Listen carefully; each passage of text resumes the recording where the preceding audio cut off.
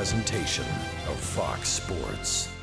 We are Sports. We are Southeast. With his 33rd home run of 2016, last night Freddie Freeman sparked a Braves comeback that ended with Atlanta's leading 18th final at-bat win. Tonight, Mike Foltynewicz returns to the mound to face the Phillies in his last start of the year. Wednesday night Braves baseball is next on Fox Sports Southeast.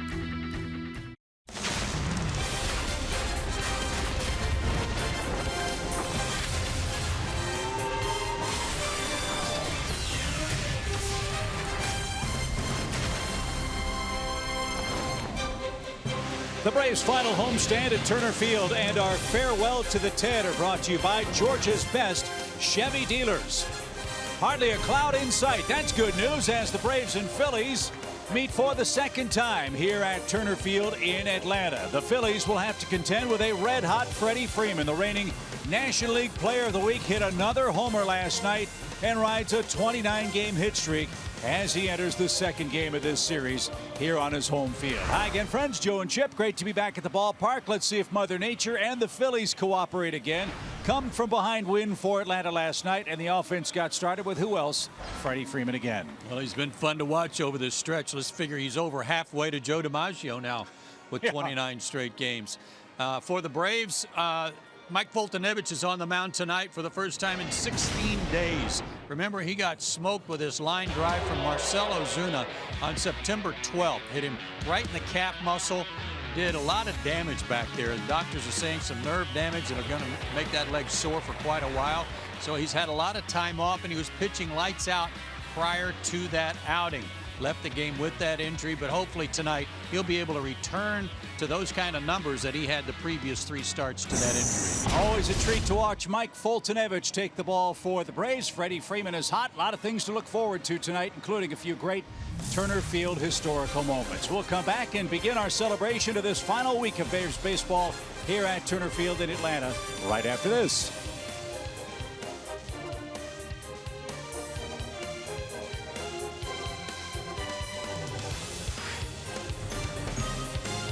Atlanta Braves baseball is presented by Academy Sports and Outdoors. Right stuff, low price, every day.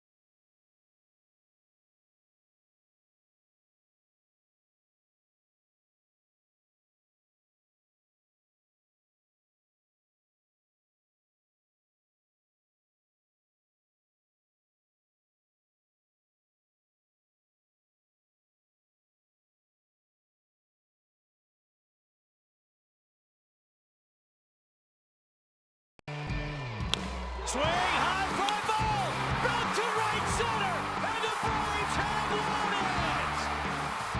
I don't trust it to anybody else. I want that opportunity in that spot to come up in that situation against one of the best closers in the game, and I got the head out on one today. I remember that one like it was yesterday, and one of the great home runs in Chipper Jones' soon-to-be Hall of Fame career came against the Phillies, came against Jonathan Papelbon, and came on this field here in Atlanta, Georgia. It's hard to count which one you like the best. You know, Right. put them in order because they were hit to all parts of the field, left-handed, right-handed. The MVP year when he basically took over the MVP race by single-handedly beating the New York Mets. It was an awesome career here in this ballpark and fun to watch every single day. Well, until the fourth inning or so, Freddie Freeman last night single-handedly provided all the Braves offense, and we asked Freddie what was his favorite Turner Field moment. My moment is Chipper's last home stand. You know, it's just seeing all those fans with number 10 on those on the boards, and you know he was getting standing ovation. I don't know how he played through that. You know, it's just that's just a testament to how good he was. He was able to take that all in, and he was able to put on a show for fans for 20 years, and you know, especially with the Braves uniform on his whole career. It's just something that I envy, and hopefully I'm able to do someday. Yeah, Freddie's had his fair share of great moments here at Turner Field. That certainly was an emotional one. Chipper hugging his mom and dad, last home game. Just like you said, it's like picking your favorite child. Yeah, it's kind of hard to do. Last night during one of the rain delays, they ran the Driven show with Chipper Jones, and I sat here mesmerized. I've seen it 3 or 4 times, and I watched every single minute of it because of how it recreated a lot of those highlights for Chipper, and I enjoyed him as much then as I did last night, so it was all fun and games. Never knew a man could wear a wool cap and wear it so proudly as Chipper Jones did during that Driven feature. Hopefully Mike Fultonevich will be wearing a W after the end of play tonight. He makes his long walk in from the bullpen. He's got the ball for the start tonight. It's game 2. Braves and Phillies coming right up.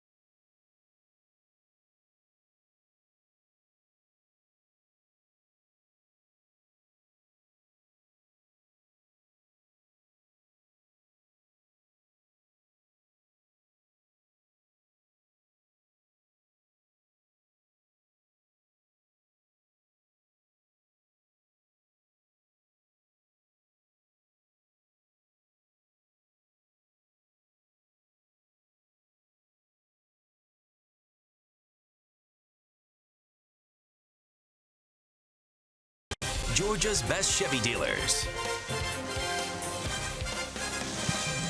Well, one benefit from that big thunderstorm that passed through Atlanta last night is absolutely gorgeous weather today. Not a cloud in the sky above Turner Field. It's cooled off nicely, gentle breeze blowing, and plenty of heat will be coming from the right arm of Mike Fultonevich, who thankfully is back and in rotation for the Braves tonight. Yeah, let's be glad that that wasn't any more severe than it was when it hit him in the calf muscle off the bat of Ozuna.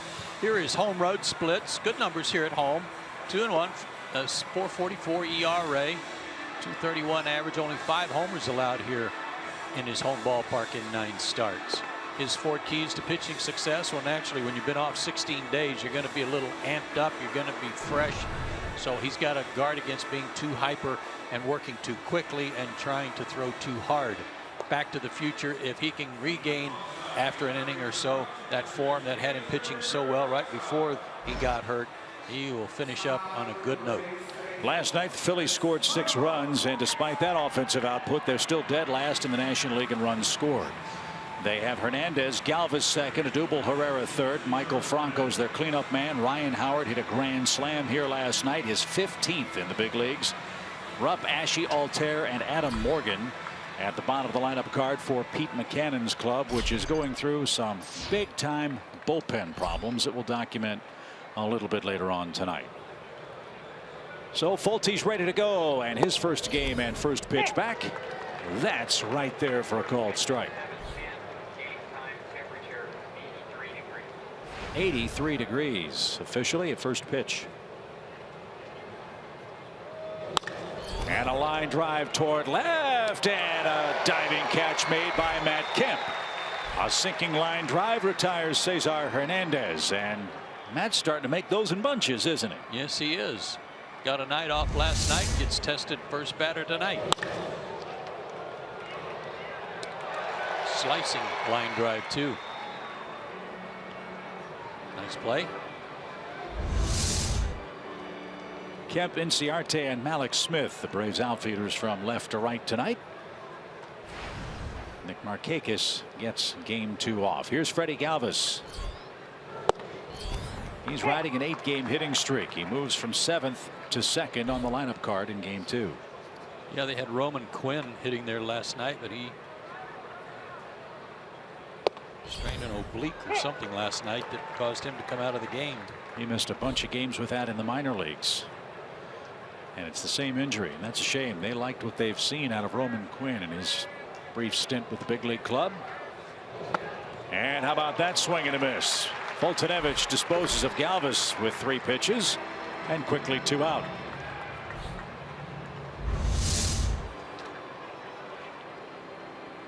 Nice low slider. Took a little off of it. One start against the Phillies this year for Mike.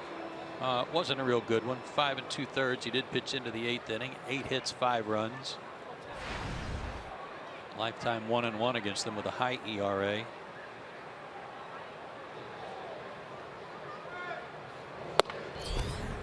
That just missed to Odubel Herrera. Ball 1.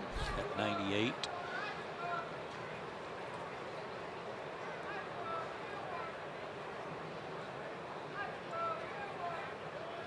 Herrera's batting .289 for the year. And from 98 to 86. A good breaking ball right from the get-go tonight. Before Mike got hurt, he was working with a little swagger. You know, he was blowing people away, mowing them down, had all his pitches working. Anxious to get back out there every 5 days.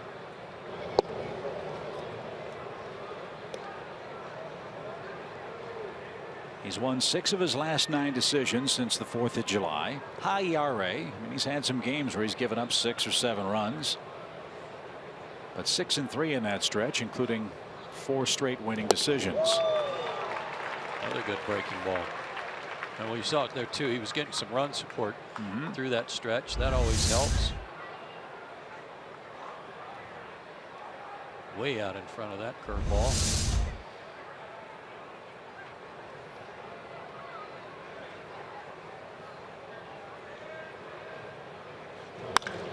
Fly ball center, and that should be a can of corn for Ender Inciarte. He makes the play, and Mike is back with a 10-pitch perfect first inning. That's great to see. Here come the Braves in the first.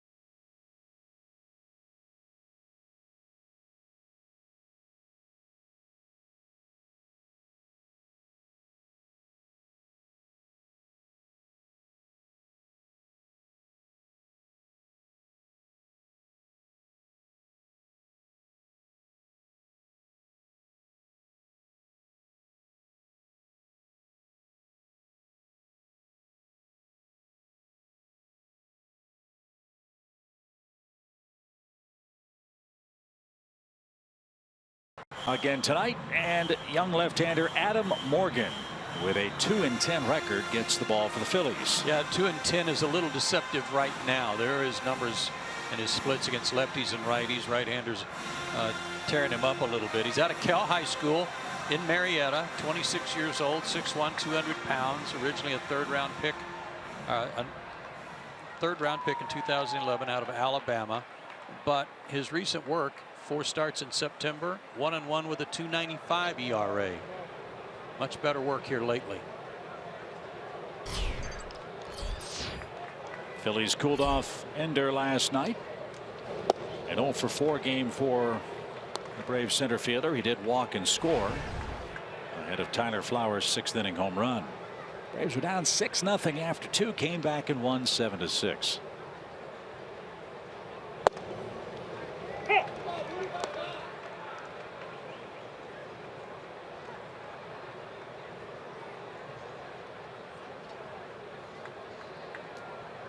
Ender with 97 hits since the All-Star break.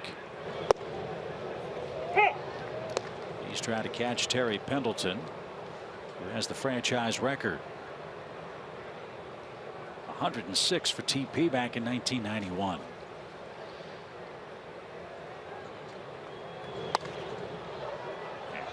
And out of play. It's still a 1-2 count. Where does Ender's hit total rank in the rest of Major League Baseball during that stretch? Let's find out on our Academy Sports leaderboard.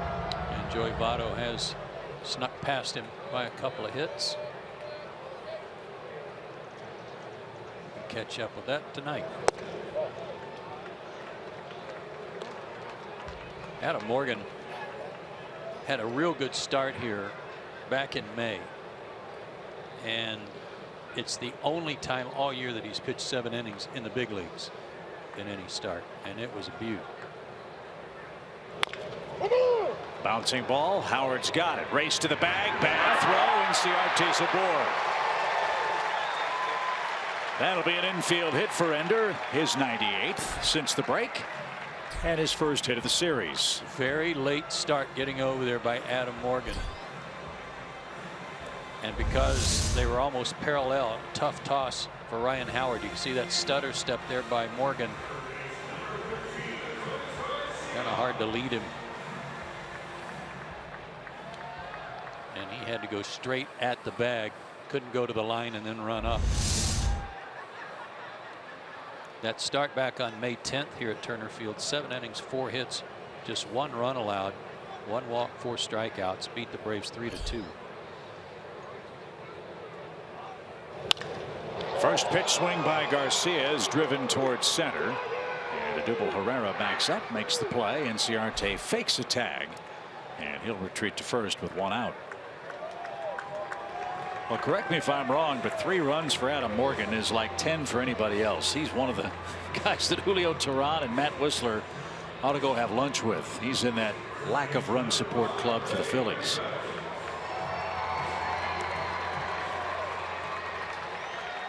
Whistler will pitch here again here on Friday night against Detroit.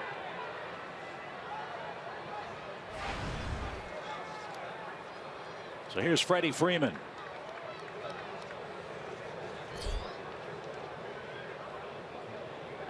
Last night Freddie took care of the hitting streak, the on-base streak, the extra base hit add-on, all with 1 swing of the bat. 2 outs in the 4th inning. He hit a home run off Jared Eichhoff. And then Nick Markakis struck out. Then the rains came. An hour and 53-minute rain delay. And a cue shot. Morgan's got it. Long throw. And Howard digs it out. Then Ciarte to second. Freeman rolls out 2 away. Now the foot either way, and that might have been another infield hit. Cue shot.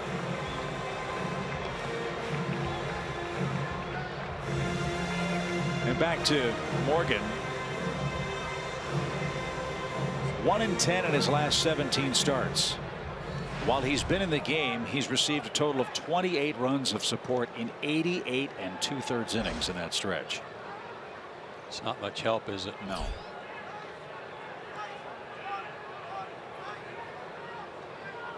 So Matt Kemp's the batter with 2 outs. And he swings the first one and flies toward right. Aaron Altair is back. One step, and he puts it away to retire the side. We head to the second inning. No score.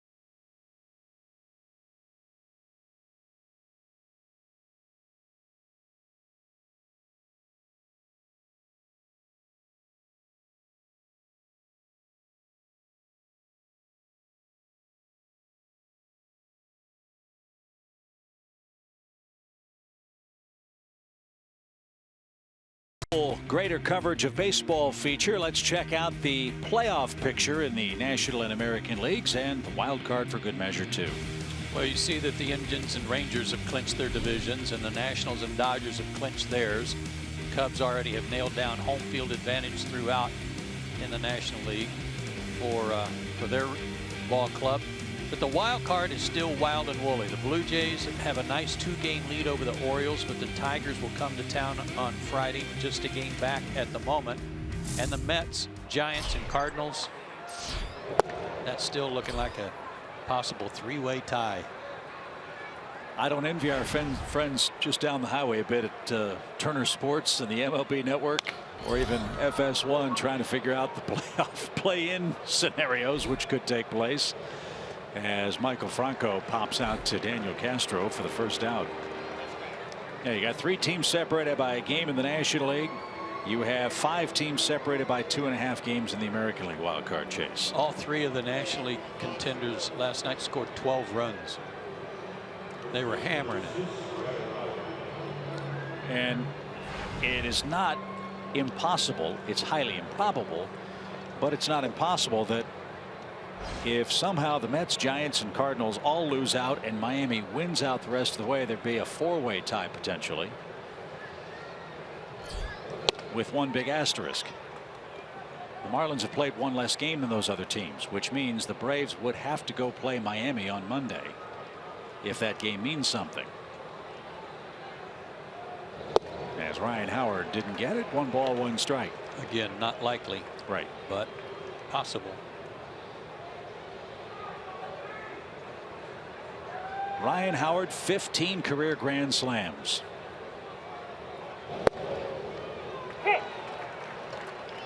Took a strike.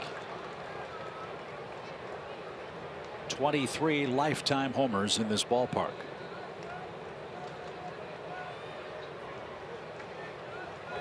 Swing and a miss at 97. Boy, he is on it. Yeah, Mike's pitching tonight. You know it. Mixing in 97, 98 with the breaking ball he's had so far tonight. That was a similar pitch, actually a little bit higher and a little more in, that he hit out for a home run last night, but it wasn't at 97. Talked with Brian Snitker about Fulte's start tonight. He said there's no real pitch count, no hard number that they have in mind with regards to Mike. It'll be simply measured by how he's pitching.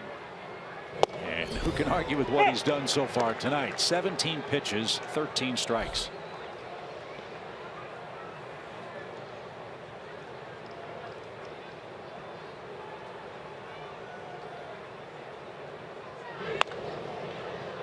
I like what Brian Snitker's doing here this last week, giving each of the outfielders a night off on consecutive nights.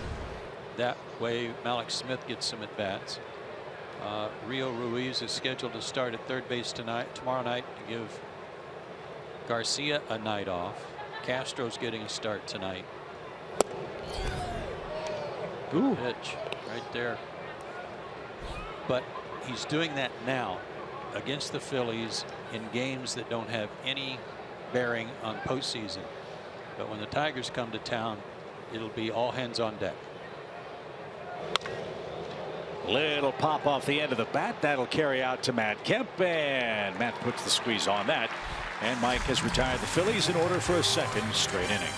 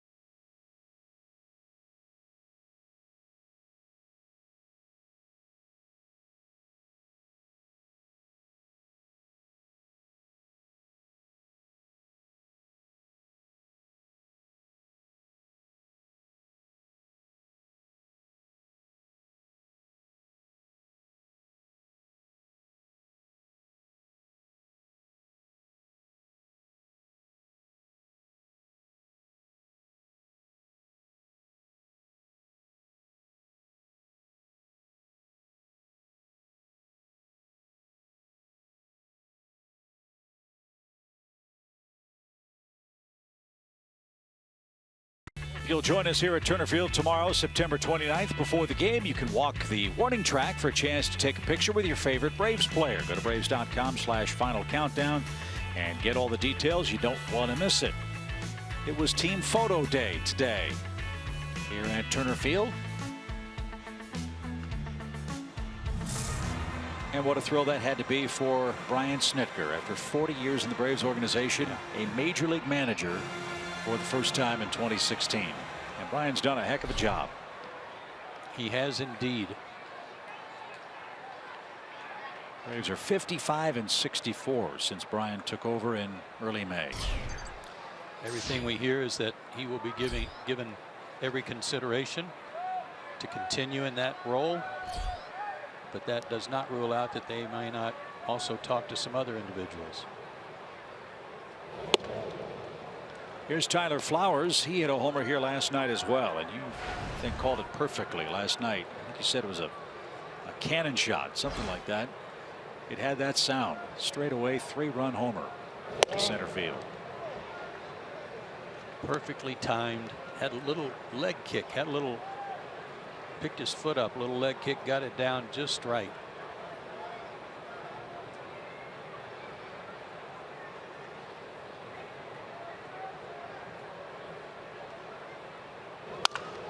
That's a line drive into shallow center. Everything's going right for Tyler Flowers. It's his third hit of the series, and for the second straight inning, the Braves have put the leadoff man aboard. There's certain marks that, as a hitter, and when the season's winding down, you really do focus on and you're trying to get to. And one of them, for him, he got back up to 270 last night. You know he wants to keep that above 270, so the next mark is 275. Does he have time to get there? Yeah, he's going to have to really get hot, because with so many at bats, your average doesn't fluctuate that quickly upward. It'll go down in a hurry, I can tell you that. But he's already over 270. Good for him. Dansby jumps on the first pitch. That's hammered toward the gap in right center. That's going to get down and roll to the fence. Here comes Flowers around third. They're going to wave it. Dansby's on his way to third. He'll make it without a throw. It's a run-scoring triple, and the Braves have struck first.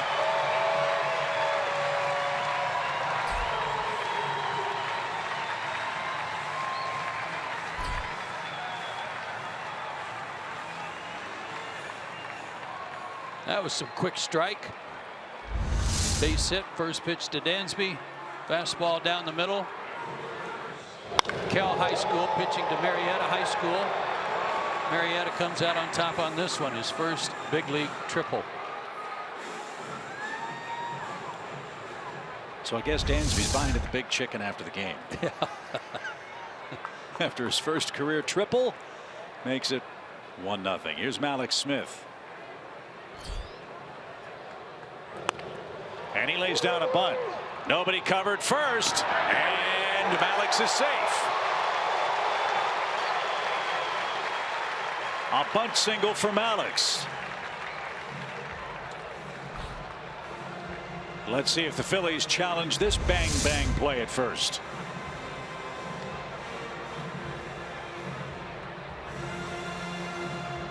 They may have an argument. Looked like it was hard for Phil Cuzzy to see when the ball actually got into Hernandez's glove.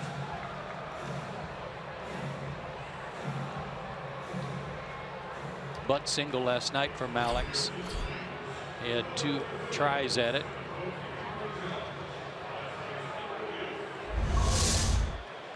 Not a very big lead for Dansby there, or he might have tried to score. Yeah, that will most likely be overturned.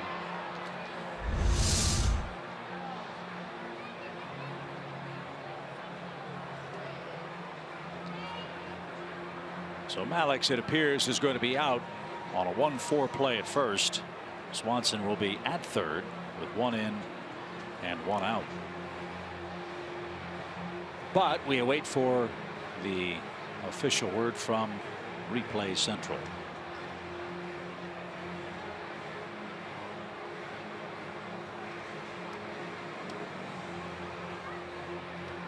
Taking an odd amount of time here, too long.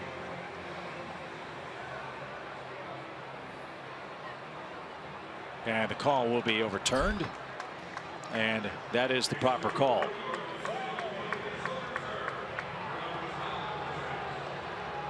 So Swanson's at third, 1 out. Daniel Castro is the hitter.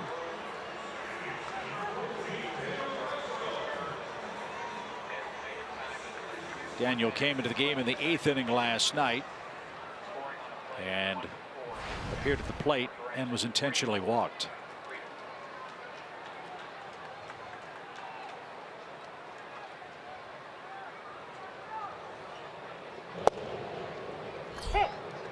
Strike. Dansby came down the line very aggressively with that pitch. Scoring on that play is also overturned. It's 1-4 on the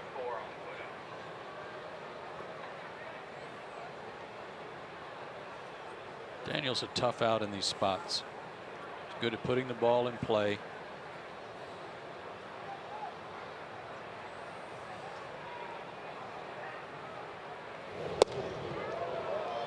Just in case a bunt was on, that pitch was across the shoe tops. 1 ball, 1 strike. One of the things I liked best about Daniel last year was, yeah, he was trying to serve the ball to right field, trying to hit the ball up the middle. But on occasion, he could ambush that fastball that was on the inner third and hit it hard to left field.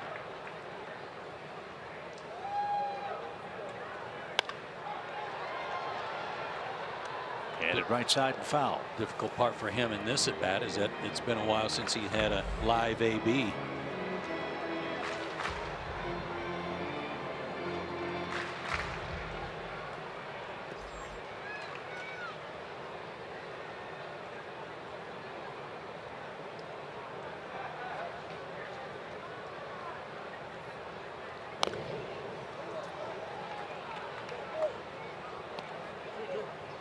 Ball, 2 strikes.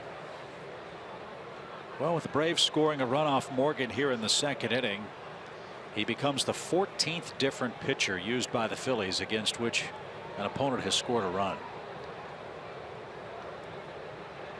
14th consecutive guy, right? 14th consecutive pitcher.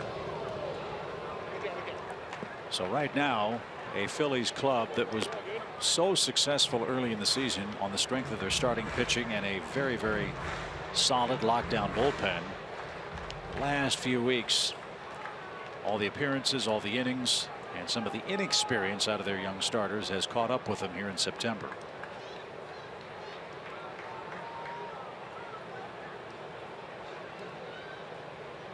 One ball, two strikes, runner at third, the pitch.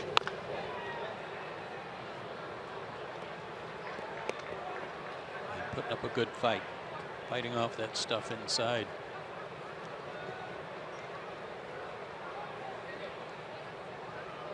Morgan's last start against the Mets, 5 innings, 5 hits, 3 runs, 2 walks, but he had 8 strikeouts.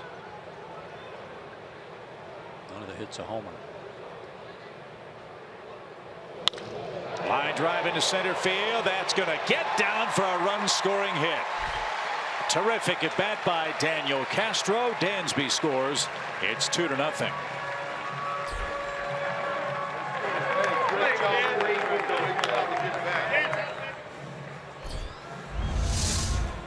Fifth RBI of the year in the big leagues for Daniel, who hit .257 with 3 homers at Gwinnett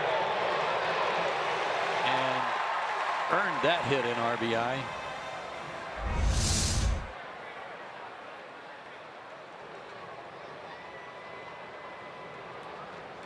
So Mike Foltynewicz with a 2-run lead looks to lay down his 5th sacrifice.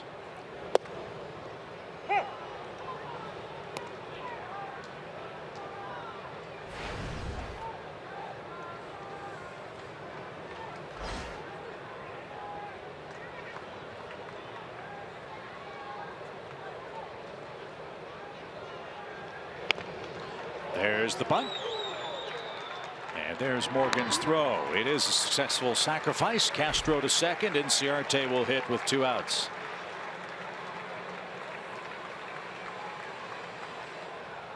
And we go back to the top of the order.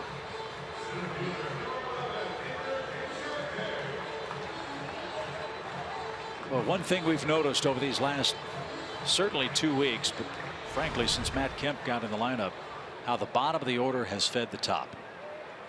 And Ender has come up there with runners on base a lot. Garcia, Freeman, Kemp. I mean, it's been a parade of RBI opportunities. And they turn it over really quick.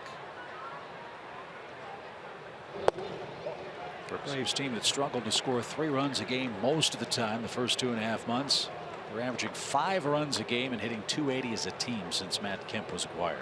And having a great September. It's a good way to finish. 1 ball, no strikes.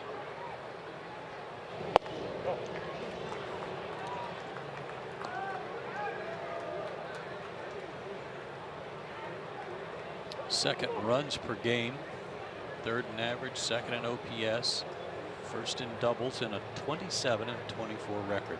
Try that on. That'll fit.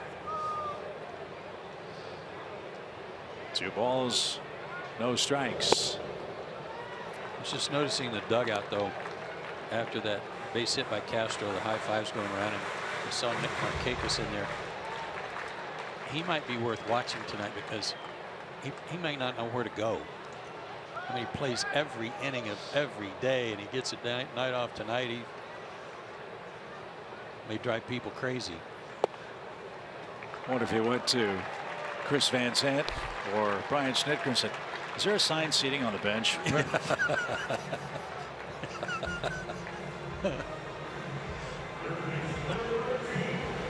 And here's Adonis. 2 on, 2 out, 2 in the second.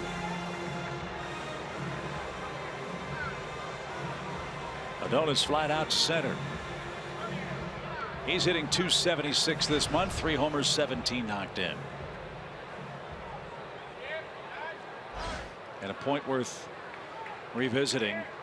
Throughout the course of the year, the Braves have talked about a laundry list of things they'd look to see about improving or changing going into 2017. One of those positions on the field was third base, because let's face it, when Adonis started the year, wasn't hitting, couldn't field well at third base, was sent down to Gwinnett. Since he's come back, he's been terrific. There's less talk about third base, isn't there? Funny how that works, right? So He's put in a ton of work. And he's come within a point entering play tonight. 270 average for him. Good numbers against the Phillies in 10 games. On our Zaxby's with 6 extra base hits and 8 RBIs.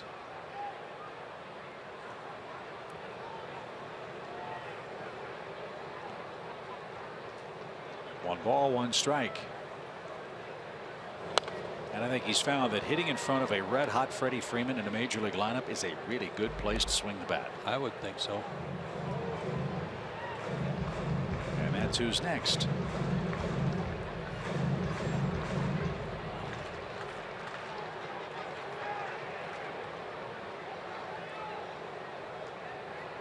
Gentle breeze blowing toward the Braves bullpen.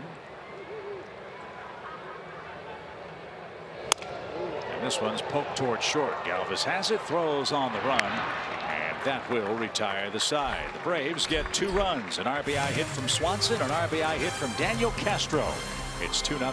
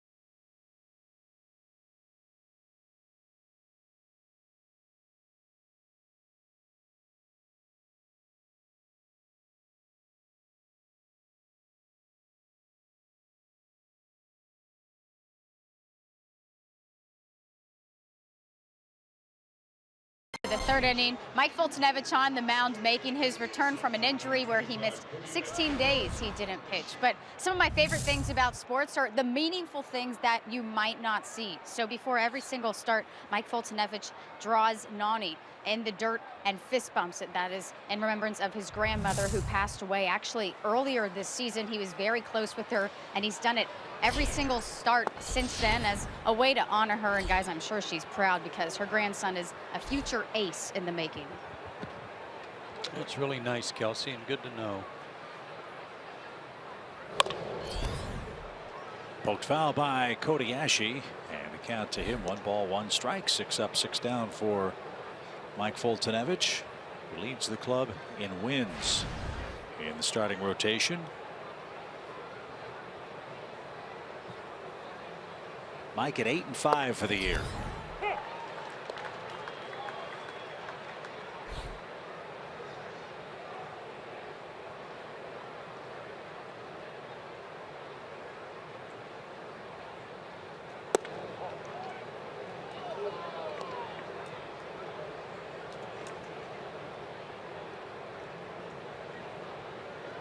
Ashe at 220 for the year. Has 5 hits against the Braves. And he'll have a seat. Excellent breaking stuff for Folty. 3 strikeouts. No argument on that one. Again, a curveball that they are beginning to give up on. And when a guy's throwing so hard, easy to do because they're sitting on the fastball. You know what I love about that super slow-mo replay? You can almost see the instant where the hitter recognizes he got me. Yeah, I'm toast. And the ball's not even in the catcher's glove. Maybe we can go back and take a look at that. I mean, Ashe's geared up. He's ready for the fastball, and then, as you said, he's caught looking. Here's Altair. It didn't get it. 1 ball, 1 strike. Foot down. Right there. And, well, you start squatting. It's like maybe I can duck under it and they'll call it a ball.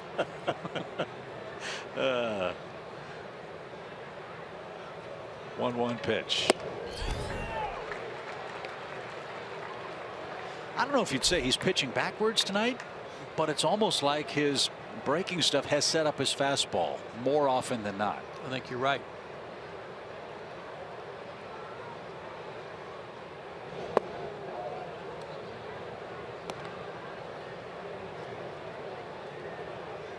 But what's so exciting, at least early on tonight, is how well Mike is pitching. He's not just rearing back and trying to throw the ball 97 every time.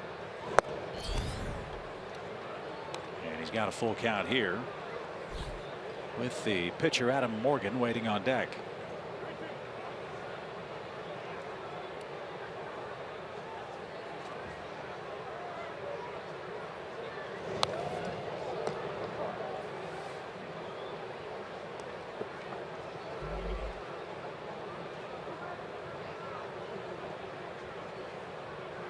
Aaron Altair, 4 homers, 21 RBIs, just a 197 average. Phillies are looking for some outfield help. As this one is into center field. Castro couldn't get it. A humpback line drive by Altair is the first Phillies hit.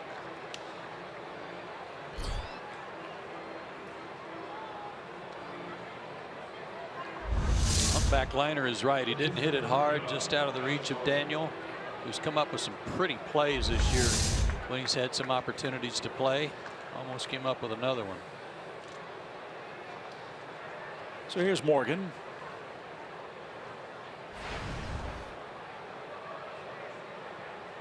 Eleven strikeouts, 2 sacrifices. And this one's deadened beautifully. Freeman's going to have to field it, and he'll throw to Daniel Castro for the second out.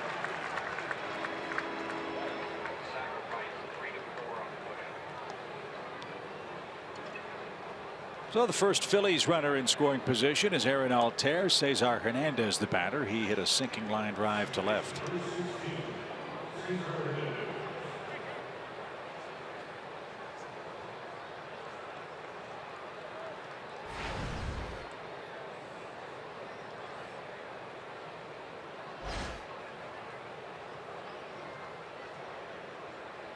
Hernandez got on base 3 times last night, 2 singles and a hit by pitch.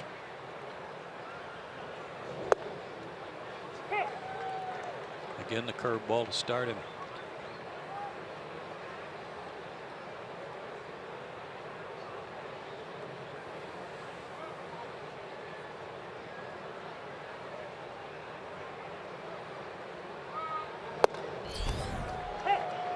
.96, and he got the high strike call. That'll help. 0-2.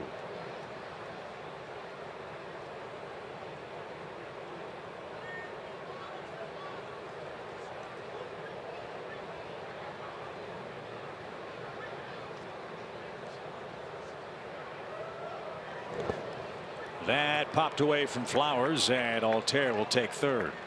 Not much Tyler could do there. Wild pitch.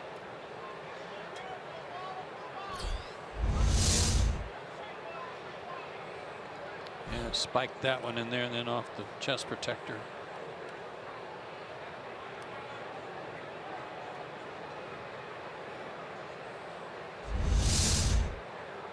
So it's 1-2.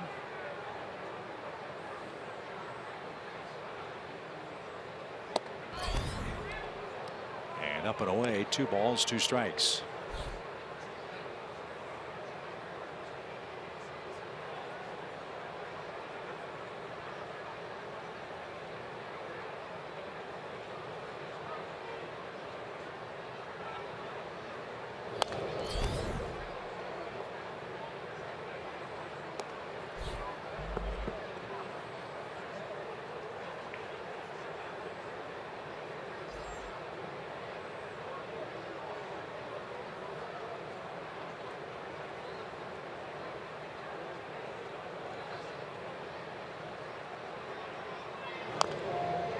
Good fight here by the Phillies leadoff man. Remember, he hit the ball hard his first time up. That line shot on a good fastball that Matt Kemp made a good catch on. They're trying not to go right back to the fastball on him, but here comes one. And he spoiled it.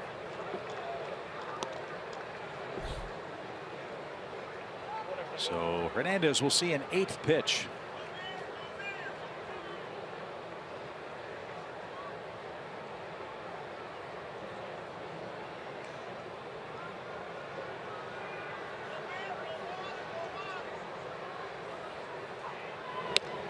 And that one all the way to the backstop. And scoring standing up. Here's Aaron Altair. Another wild pitch. And Tyler barely able to get the edge of his catcher's mitt on that baseball as it sailed over his head. That was big time missed spot. That's the 12th and 13th wild pitches of the year for Mike Foltynewicz, and it cost him a run.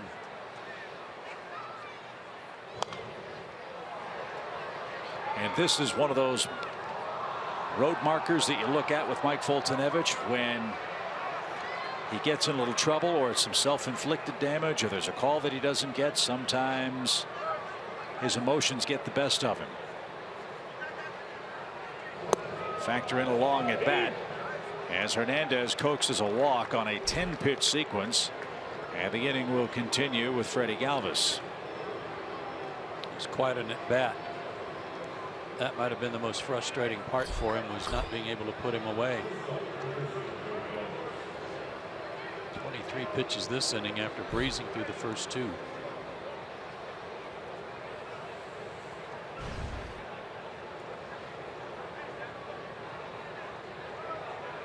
So Galvis stands in with 2 outs. He struck out in his first at bat.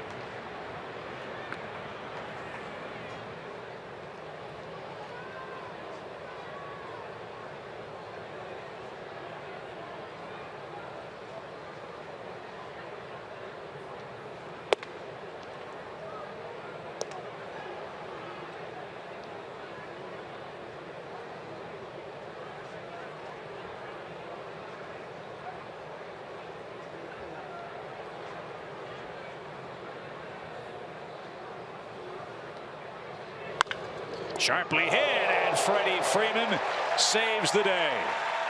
Galvis hit a rocket down the right field line. Freeman stabbed it with a backhand, and that ends the Phillies' top of the 3rd inning. 1 run, 1 hit, 2 wild pitches, 2-1 Atlanta, and a special guest joins us in the booth after a break.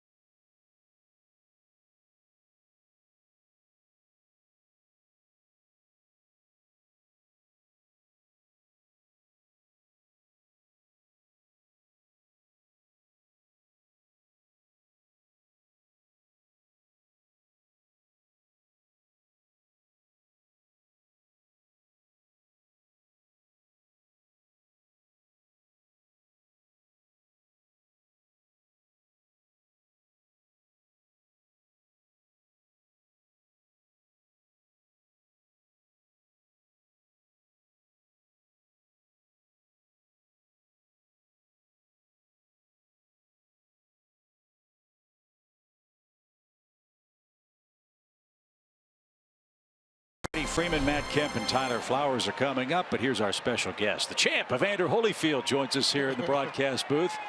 And only 5 games left. You're the lucky man to pull number 5 down tonight, huh? Good number. Good number. Real good number. As Freeman got hit by a pitch. And he'll take first base. So you come to a lot of Braves games. You're a huge Braves fan. We know that. Do you have a favorite Turner Field moment that you can think of? Well, I used to work at Fulton County. Really? Yeah, and I used to sell Cokes and popcorn. And it wasn't favorite. It was, I guess it had to be the saddest thing because we got beat 29-3 by the Cincinnati Reds. Yeah, that was no technical knockout, was it? That was wipeout. That was a rough day. But you come to a lot of games. You really are a big Braves fan. Well, I always liked the Braves, and I'm just so happy in the 90s when they went the worst to first. And that's the time that, you know, I became heavyweight champion of the world. Oh, all right. Really? I didn't know that. Nice coincidence there. Freeman's aboard for Matt Kemp, who flied out his first time up. 2-1 Atlanta the lead.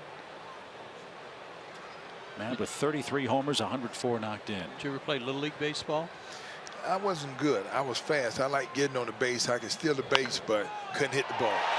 Matt Kemp just hit the ball into the left field corner. Freddie's around second on his way to third. They're going to stop him. And Kemp has a double, and the Braves are getting after Adam Morgan early in the count. That paid off in 2 second-inning runs. They've got a great chance to score more here in the third. Left a breaking ball out over the plate. Braves hitting .295 in the month of September. Outstanding work, and a lot of that by Matt Kemp. His 38th double. How old were you when you first put on your gloves? I started when I was 8 years old. 8? Yes. Was that Gold Gloves? At the Boys Club. Yeah, I won. I was the Boys Club champion first. That got you ready. Yep. Here's Tyler Flowers. Well, I read some biographical stuff on your career, and it's absolutely mind-blowing as Tyler takes outside. Boxing career from '84 to 2011. I didn't realize you retired as the undisputed champion in the cruiserweight and heavyweight divisions. What? Yes, you know, I'm saying as cruiserweight, 190 pounds. I was the guy. Yeah, I would think so. Did you have a preference as to which weight class you fought in? Well, you know, the thing is that when I was 8 years old, I was told I could be the heavyweight champion of the world. I was a late bloomer, graduated. I weighed 147 pounds, about 5'9". Then all of a sudden I started taking off when I turned 17, 18. So you went from the little guy in the class to the big guy in the class. Almost overnight as Flowers fouls one away. My recollection too is that you were always a small heavyweight. Yeah, I was one of the smallest one, but my mama told me it's the size of the heart, more so than stature. That's exactly right. Well, I didn't realize that you were the first boxer since Muhammad Ali to win the world heavyweight title 3 separate times. 4 separate times. 4 separate times. Yeah. I don't want to shortchange you. I know about your right hand. I want to move over if I get that wrong. Fly ball hit toward left. And that ball is going to be caught by Cody Ashe. Both runners will tag. Freeman's going to score. Kemp's at third. And it's a 3-1 game on a sacrifice fly by Tyler Flowers, who's having a big series. That's his 4th RBI against the Phillies. And the reason I bring up Muhammad Ali, all of us who love sport and certainly admired and appreciated not just what Muhammad Ali did in the boxing ring, but what he did outside. It's such tragedy he's no longer with us. Well, yeah. You know, when I was told when I was 8 years old that I could be like Muhammad Ali, and that's the first time someone said I could be something worth being.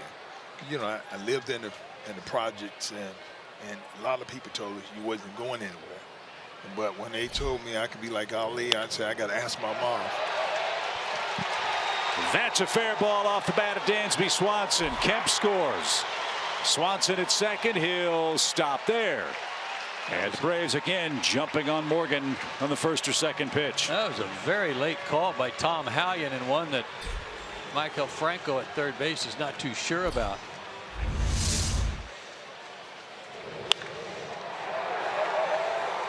There's the call. And it was a good one. Right on the chalk. Good call. So when you were told you could be like Ali, you said, all right.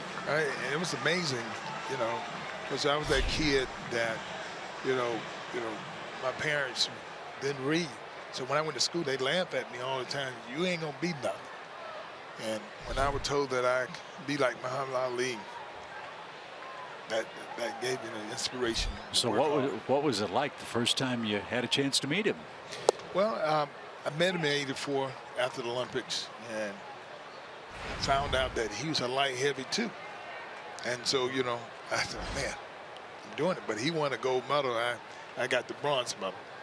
So, but, you know, it's about what you do as a professional. And was obviously the ravages of Parkinson's robbed Ali of his ability to speak, his great wit, you know, the float like a butterfly, sting like a bee, all the great quips that he had as a younger man. But in your interactions with Muhammad Ali, in your mind's eye, was he like that? Was he? He really was. He loved to do his magical tricks and stuff like that. Then when he got older, he would still do the tricks, and you can see the tricks. You can see that it wasn't a trick no more. What a great man, and what a wonderful inspiration. And the things he accomplished at the time he did in our country is simply mind-boggling, and certainly Muhammad Ali missed by all. I'm curious. In baseball, it's a team sport, of course, but the generations kind of hand down certain things to the young players. Do guys like Ali or Joe Frazier, when they come around, do they offer you any advice or tips when you're still fighting? Well, at the time that I came out, we're getting ready to fight George Foreman, and it was Joe Frazier came to me and just like he was upset. He said, you know, you cannot beat this guy. He's too strong. And he said he could beat me. Yeah, he ought to know. Yeah. And when we fought, I beat him, and he apologized. Did he? He said you know, he said the guy just so strong. I just never thought you could move like that and fight the way that you fight. And so, you know, it all comes out, kind of works out. But even though you choose somebody, it's up to you to fight real well, not to give up, because all the shots hurts. I can only imagine. Who was the toughest guy you had to fight? I would say my toughest fight was Dwight Muhammad Kwawi. I fought him in the Omni, 15-round fight, lost 15 pounds, and I thought I wasn't ever fight no more after that. I didn't want to die, because that's how I felt going 15 rounds. Wow. You lost 15 pounds in that fight? Yeah. Wow. At the Omni. Wow. And I mean, you go down the list of guys that you fought and won against. Beat Larry Holmes, beat George Foreman, you beat Buster Douglas, of course Mike Tyson. I mean, that's a resume in and of itself. Well, yeah, you know, you're only as good as the people you fought. That is quite a list. So what, as you are in retirement now from the boxing game, what gives you more satisfaction, sitting back and thinking about what you're able to accomplish on the field in the field of boxing, watching your son play at Georgia? Well, you know, it's just a thrill, because I really wanted to play football. And you know, the things that he actually doing is the things that I wanted to do. I wanted to play football. I actually wanted to play football for Georgia after I came from the Olympics.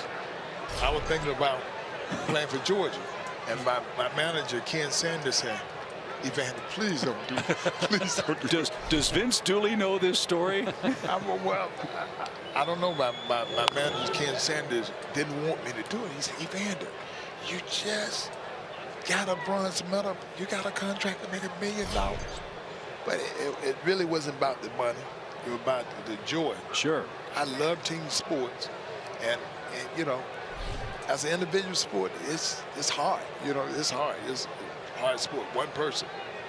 So your son's playing with the Bulldogs. If you were to have played football, what position would you have wanted to play? Well, I played linebacker and running back. So you know, so when I see my son do them things, running the ball, I used to do that, and he's a good defensive player as well. And so, but you only get an opportunity to play one time.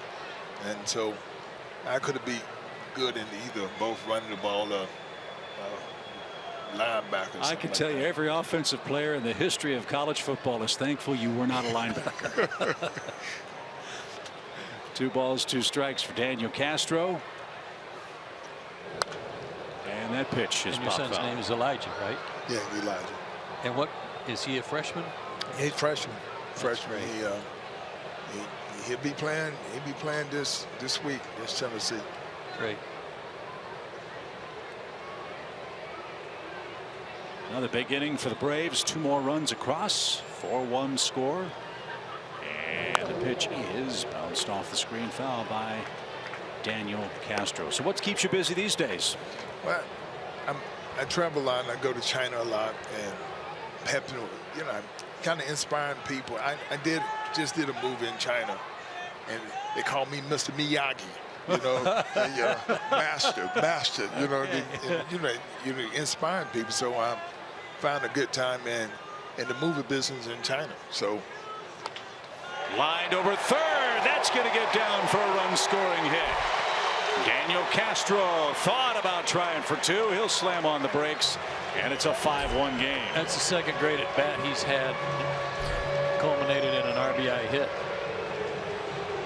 So Dansby Swanson scores his 2nd run of the night, and Adam Morgan is getting cuffed around here tonight. 5 runs on 7 hits. See how he pulled his hands in and got the bat way inside to get that one. So you're in China, you're doing things in China, you're involved in the movie business. I assume you're one of the stars of the movie, or are you are you a producer? What's the? Not yet. I'm, you have to work up that way. It's not overnight. It's just like anything. It takes time. So I mean, do you envision yourself being an action, a dramatic guy, a romantic guy when you get in front of the camera? What's it going to be? What's the role going to be? I'm going to be a tough guy. I was going to ask you if it's going to be Samuel L. Jackson or is it going to be Denzel? Which one? I'm going to be a tough guy. Okay. I'm going to be an Arnold Schwarzenegger. I'll be one of them guys. I could see that. Yeah. That'd be good. Yeah. That'd be good. As Mike Fultonevich bats and pokes one foul. So is learning the act of, or the craft of acting in any way similar to learning how to box? Sure. The only thing is it kind of take faith to do it. You got to have confidence in yourself, and it's amazing how your mind make you feel that you're just inadequate when you ain't never did it. So I realized practice make perfect. So I had to remind myself, because I don't have my mama today that says, son, practice make perfect. Doing it over and over and over again. It's okay. That's great. Yeah, So we figured out that Evander Holyfield wanted to play college football, wanted to be a Bulldog. Now he's getting into the acting business, and he wants to be Schwarzenegger. Wants to be a tough guy. Right? Tough guy. Well, I'm already a tough guy. It's just easy to, I think it's easy to play out that road. I think it'd be real easy for you. Yeah. 1 ball, 2 strikes. And that one's cut on and missed, and that'll end the inning. Evander, what an honor it was to have you with us. Congratulations to you and your entire family. Good luck to Elijah. Good luck pulling the number down, man. Okay. That's a tough assignment. I don't know if it's as tough as beating up on Mike Tyson, but we wish you luck. Thank you. All the best. The champion, Atlanta's own Evander Holyfield, joins us in the booth. The Braves having a good time against the Phillies.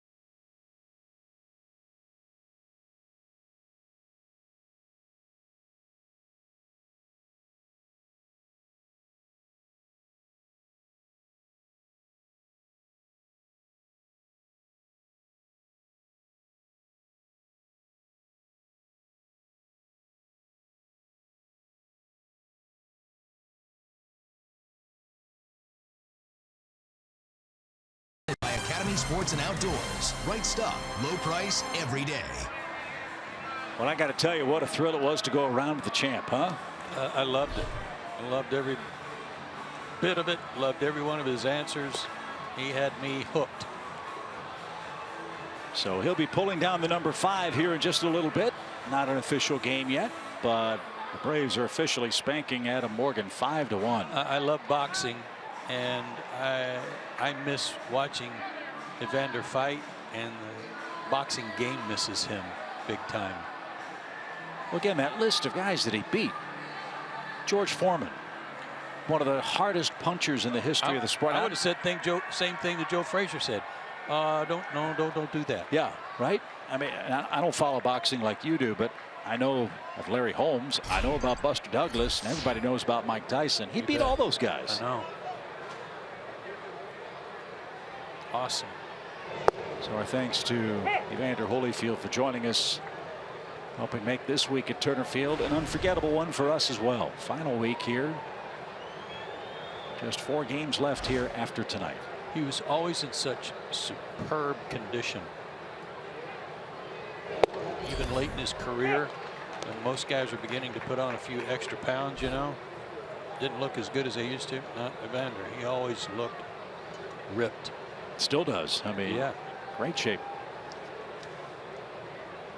There's the count 0-2 for Odubel Herrera.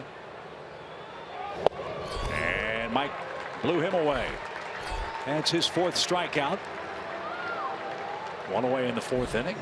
And Michael Franco, the batter. He needs to have a good inning after that long inning last inning. And even though he only gave up 1 run and it was both wild pitches, he struggled a little bit to get out. So a fast inning would be nice. And for the Phillies, Adam Morgan may have to wear one tonight. Where the Phillies bullpen's been roughed up. As that one's in for a strike, it's 0-1 to Franco. I don't know how the roof down there is holding all those guys up. That one right back up the middle. Fulte had to duck out of the way. Franco with a shot. And he's aboard with 1 out. I'm sure that Fulte's getting tired of ducking, trying to stay out of the way of line drives back at him. Altair did the same thing.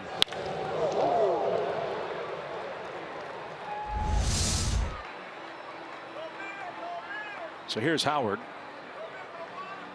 Second Phillies hit for Franco. Ryan struck out on a high 90s fastball back in the 2nd inning.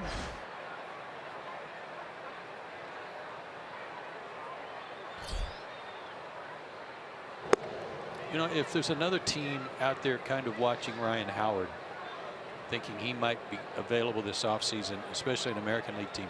Second half, he's hit .267 with 12 homers. Very respectable for his power potential.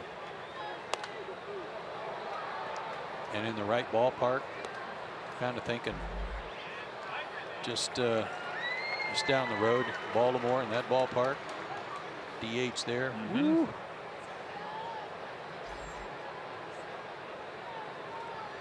One ball, 1 strike.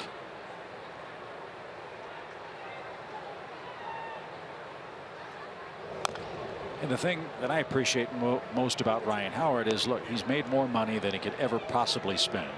He's had a great career with the Phillies. He's got his championship ring. He's been an all-star, all of those things. He's gone through the catastrophic Achilles. It would be very easy for him to say, I'm done, I'm good. It seems to me he still wants to play. This one stroked towards center. Inciarte is back, and he'll put it away for the 2nd out. The point being for Ryan Howard, there's still a great deal of professional pride in that man. And if for no other reason than that, he deserves, I think, consummate respect. Oh, I agree with that. And I don't know without talking to him, but I would think that the level of success he's had in the 2nd half has invigorated him. It's kind of said, he said to himself, you know, I still got something left. First half, he may have been wondering. I also like last night, he got pinch hit for. He was in the on deck circle and called back. a guy of his stature, a lot of times there's a little pouting, a little "are you kidding me" type look to the manager. Not at all. I think it was Rupp to center. Inciarte plenty of room. And Mike does have an easy inning. It was Joseph that came out to pinch hit for him. He patted him on the backside. Like, go get him. Good teammate. 5-1. Atlanta leads after 3.5.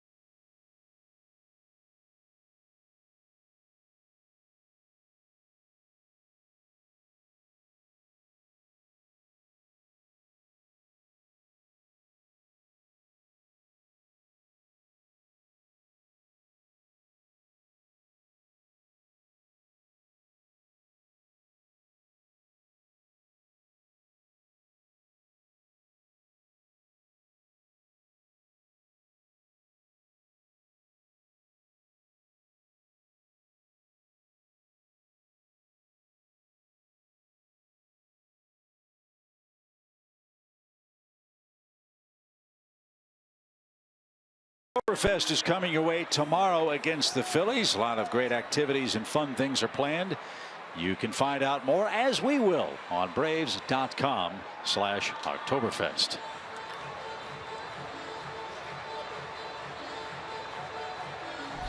Braves are rolling. They're playing good baseball. They've won 8 of 9 and 20 of 33. And they are trying to clinch the season series head-to-head against the Phillies with a win tonight.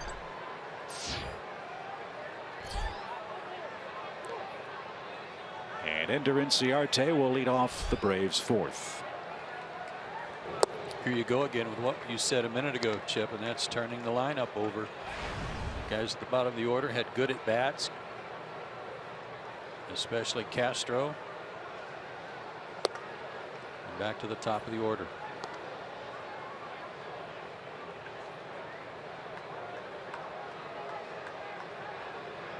Mike's pitching a beauty. 2 hits allowed through 4 innings.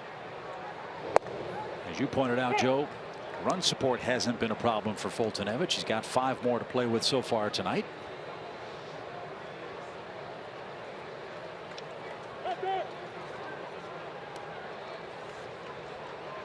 little bit of a quick pitch there.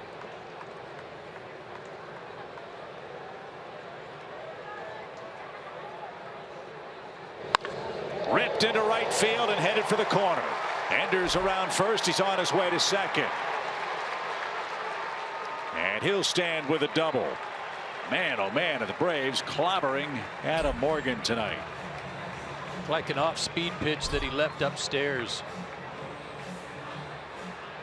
And as we have said over and over again, Braves left-handed hitters can hit left-handed pitching. That looked like a breaking ball that just didn't have anything working. Another extra base hit for Atlanta tonight. I've got them with 4. Half of their 8 hits for extra bases. Ender with 99 hits now since the break. That ties him with Joey Votto. And now Adonis Garcia 0 for 2. Looks to extend the Atlanta lead.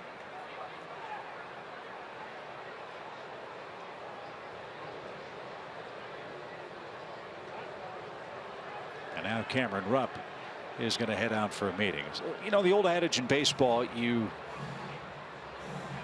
you don't always want to believe what you see in spring training, and you don't always want to believe what you see in September. Yes. We've talked a lot about what the Braves have done for a longer stretch than September since the addition of Matt Kemp. But Joe, as you look at what the Braves have done this month, winning record, pitching well, bullpen's been good, offense has been good, especially 1 through 5. The big boppers getting a lot of production going. Is this something you think is a realistic expectation of what you can see from the Braves opening day next year? Yeah, why not? I see no reason to think otherwise. I don't think it's a well, they're having trouble with some signs, aren't they? I don't think it's a fluke by any means that some of these guys have been on good stretches, like Adonis getting up to 270, Flowers getting up to 270. It's been solid. It hasn't been, you know, cheap hits or anything, and it's been on a steady climb. It's not like they had one hot week and then they went south again. It's been a steady climb for all these guys, and in no small coincidence, when 27 showed up, things really started happening. And as I've said forever, hitting is so much confidence. It's so much attitude about how you feel at the plate, knowing you can hit and knowing you can be successful. That is so much of it. And right now, that seems like that permeates the whole lineup. Everybody feels that way. Team hitting 280. The team hitting 280 since Matt Kemp put on a Braves uniform. I mean, that's incredible all by itself. Yeah, 295 in September. So to answer your question, I think this team's already taken a step forward. The addition of that kid right there has been a nice showcase for what might be coming from other parts of the system. The step forward, there's no reason to think that those steps won't continue in spring training, in my opinion. Because there's more offensive talent that's coming. Well, that and what these guys have shown. This guy at the plate right here. I had a scout tell me he had to overhaul his whole analysis of him, his whole report on him, because I had him written up, he said, as a guy who is slow-footed, bad body type, you know, not a third baseman, hits the ball okay but strikes out too much, a sieve at third base, misses too many easy ground balls. Little tapper. Morgan near the line, has to load up, throws it into right field, and a run is in. That ball gets away from Altair. It's headed for the corner. And Adonis Garcia will end up at third base. A 3-base throwing error by Adam Morgan. Wow. On the little tapper that Freddie Freeman hit, I thought Morgan was about to load up and throw that thing away. But he didn't. He was able to get Freeman. This one, he wound up, and see ya. Too sharp an angle there by Altair to try to cut it off. He had no idea it was going to get to him so quickly. Remember last night, Adonis came up limping a little bit on a ground ball. He's not running at 100%, but he's okay. So back to that point, before Freddie hits, that scout had to change everything he thought about Adonis Garcia, and I'm not so sure that hasn't happened to a lot of players for the Braves. So the scoring on that play for Garcia was not a 3-base error. He was credited with an infield hit, and the 2-base error puts him at third and allows Inciarte to score. So the Braves running away from the Phillies at this point, 6-1 game in the fourth. Freeman got hit by a pitch in the third inning. That extends his on-base streak to 46 consecutive games. Jason Worth had a 46-game streak for the Nationals earlier this year. And that's the longest Braves streak since Gary Sheffield reached in 52 consecutive games 14 years ago. But to the bigger point we were talking about offensively, I don't think this team or any team is going to hit 290 over the course of a season. No, you don't expect that. It certainly has been a real good run since the 1st of August. No doubt about it. But again, I go back, it's not a week, it's not 2 weeks, it's been 2 months of good play. And the way the offense was described, and look, it's not that the guys were trying to make outs, they were doing the best that they could. That man allowed a set of what were called mismatched parts to finally fit together in a way that made a cohesive lineup. I'll explain what that means with the 2-2 pitch, which got away. Garcia's coming home. Catcher can't find it, and he'll score easily. The ball trickled right through the 5-hole of Cameron Rupp, and Adonis Garcia was able to stroll home with the 7th Atlanta run.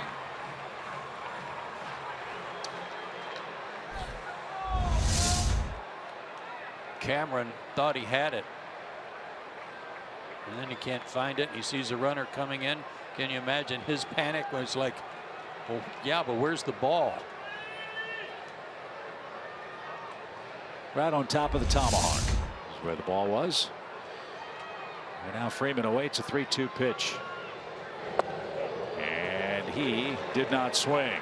So the first 3 runners have reached for the Braves here in the 4th, and Morgan issues his 2nd walk. Already a rough inning for him. Double on a hanging breaking ball, a 2-base throwing error, and now a walk. But having Kemp in the middle of the lineup allowed the Braves to split up Freddie Freeman and Nick Markakis. So automatically those 3 guys, your 3, 4, 5, left, right, left. Brian Snitker talked about at the beginning when he first took over the team that he was searching for a combination, trying to figure out what works, and that applied to lineup, that applied to defense. You know, where do the guys fit the best? And it was a work in progress, and the team was not playing well. They still weren't winning a lot of games. And then even before Kemp got here, there were some good signs right after the All-Star break for the 10 days to 2 weeks leading into the acquisition of Kemp. Some good things were beginning to happen, and then it just popped. And so really the only changes that Brian has had to make to what has been a relatively set lineup has been whether to play Dansby Swanson or not, and that has been, yes, we're going to play Dansby Swanson. You see Kemp's work this month, who plays second base and who catches. Yeah. That's really been it.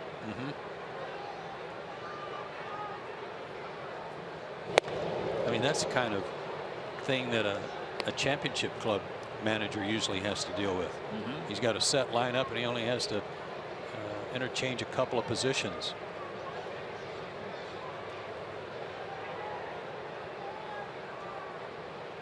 One ball, one strike for Kemp as we've reached 8:30 in Atlanta. The pitch.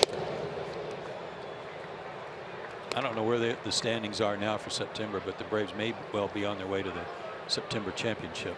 Well, the ring sizer was in here while you were talking and taking pictures with Evander Holyfield. Oh, so yeah? I'm not sure if yours is going to be in the mail or not. Yeah. 2-1. Didn't get it. It's 2-2. Well, there's no question about it. It's exciting to see this kind of play. It's exciting to see competitive, entertaining play. And even on nights when the Braves don't have a successful result, more often than not, they give themselves and the other team a finish. High fly ball hammered toward left center field. That ball is going to launch out of here.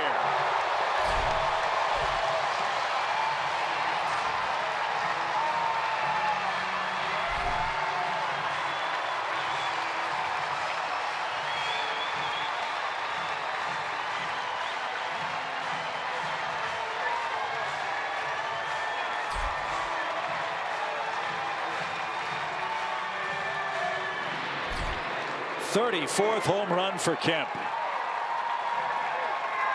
And make it 8 homers and 20 RBIs in the month of September.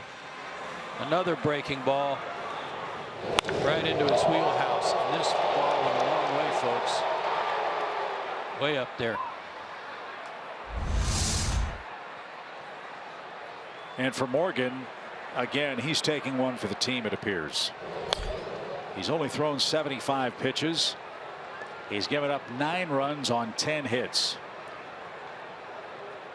And for Pete Mackanin, this is the ultimate nightmare. His starter's getting boxed around, and he's got to go to the bullpen and try to find somebody, anybody who can get it out. They've got Phil Klein up at the moment.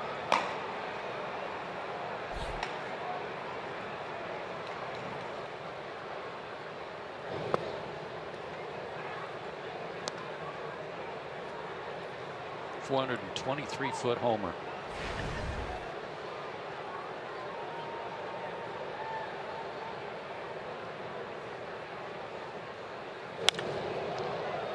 Tyner sprays one out of play foul. It's 2-2.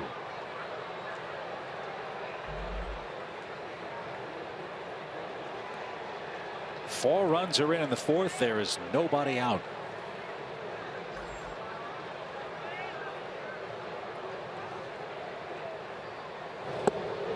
There's a good pitch. Flowers didn't get it. And that is the third strikeout for Adam Morgan tonight. They like Morgan a lot. He doesn't get a lot of run support, which has a lot to do with his 2-10 record. But this young man was a very highly thought of prospect until he tore his rotator cuff, and he's had to work long and hard to get back to the form that made him a third-round pick out of Alabama a few short years ago. Not an easy chore to come back from that.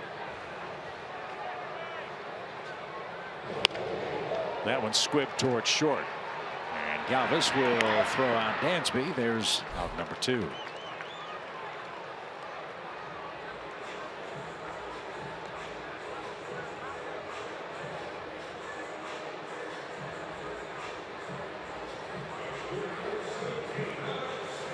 Malik Smith has bunted into a replay, overturned out, and he has struck out.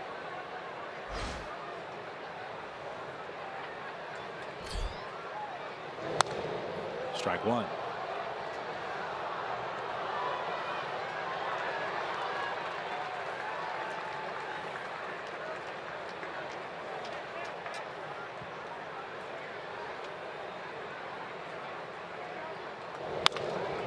Little roller. Hernandez charges, throws, close play, and in time. And that will retire the side. That is the home run ball of Matt Kemp. His 34th of the year, 106 RBIs for the Braves left fielder, and Atlanta leads 9-1.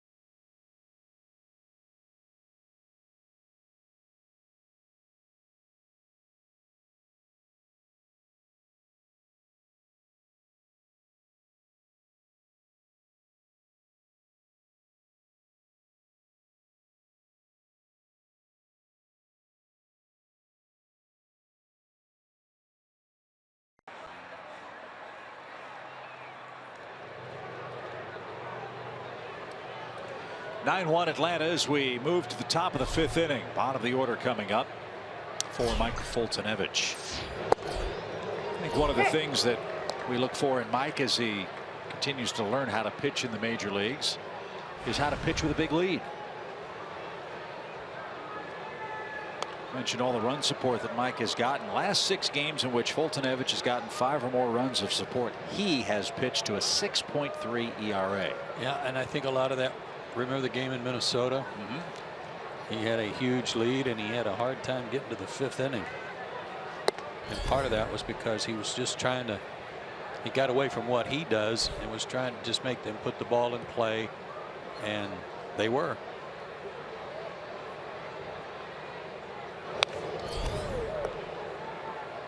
He's had an excellent fastball tonight. But that curveball has been terrific. His slider's been pretty good. Pretty good weapons.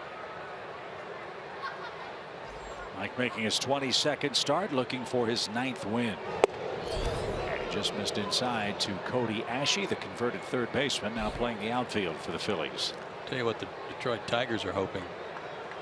They're hoping he doesn't come out after the 5th inning and save him for the weekend.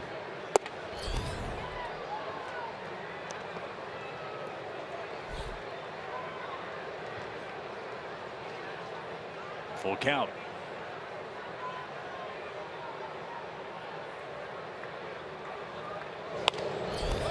Popped up.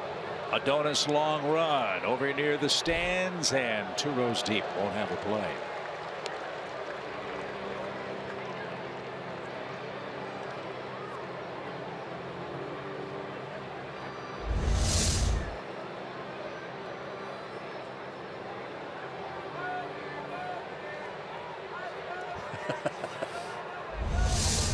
Adonis ran a long way just to high-five the guy.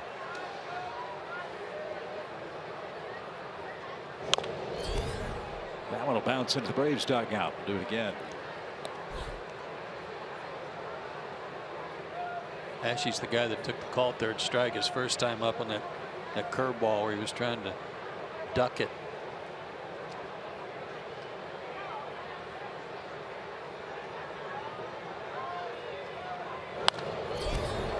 And he's fouling off fastball after fastball because he doesn't want to walk him here leading off the inning on his 2nd or 3rd best pitch. He can't get it by him yet. So I'm going to try something different. And it missed. So a leadoff walk. And that's the 2nd of the game for Folty. 1 on, nobody out for Aaron Altair, who's the lone Philly to score. And he came around on 2 wild pitches. Seattle won today. Big win for the Mariners. Their 84th victory of the year. They beat Houston 12-4 today. Robinson Cano, a 3-run homer in the 1st, got all that going. And that guy Paxton. Yeah, James Paxton. Left-hander. Man, oh man, can he bring it. He's up there with Folty and Syndergaard, upper 90s.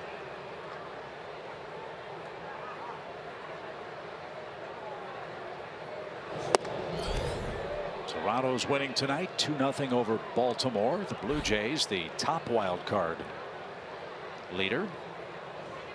Baltimore's 2 games behind them. The Tigers are a game out of the 2nd wild card spot and losing to Cleveland. It was Paxton right in there behind Syndergaard's 2nd highest average on his fastball.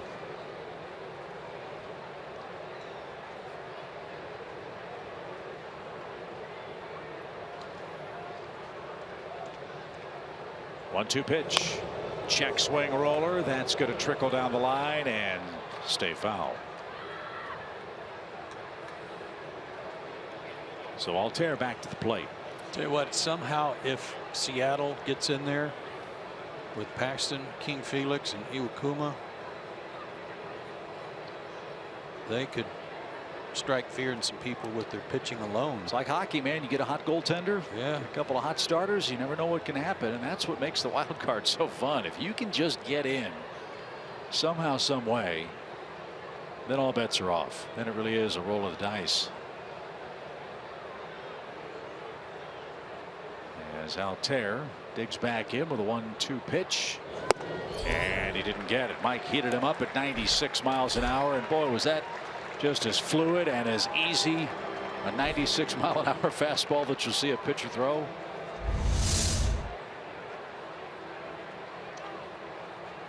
Can't lay off that one. Hard to stop your swing. Wow, Morgan's going to hit for himself.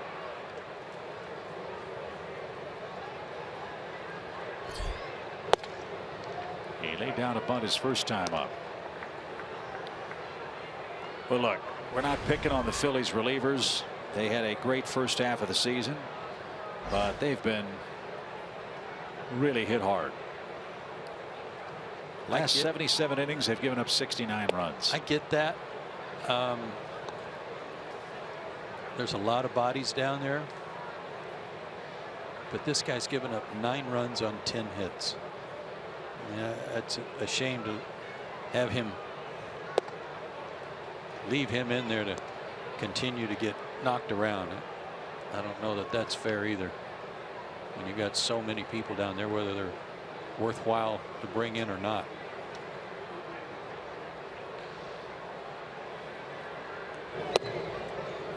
That's outside. 3 balls and a strike.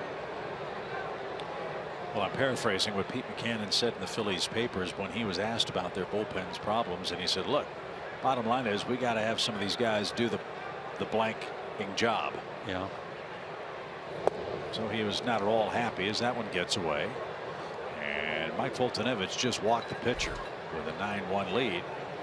Now 2 are on for the top of the order.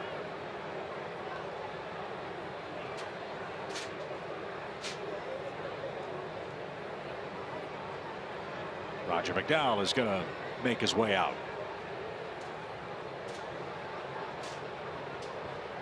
Bullpen's moving around a little too. Need 2 more outs to be the pitcher of record. You understand what I'm saying about Morgan?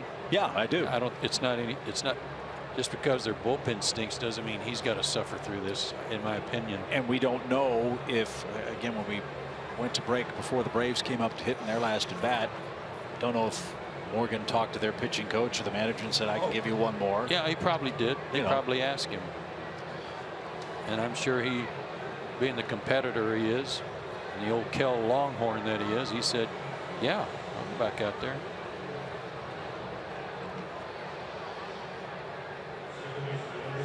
So stand at first base with 1 out. Here's Cesar Hernandez. Hernandez had a 10-pitch at bat in the 3rd inning and earned the first walk issued by Foltynewicz tonight.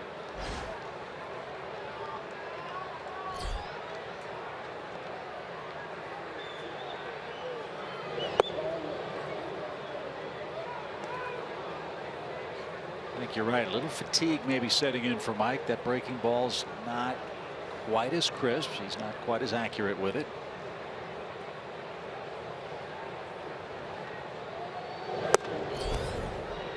And now it's ball 2. Overthrowing just a little bit.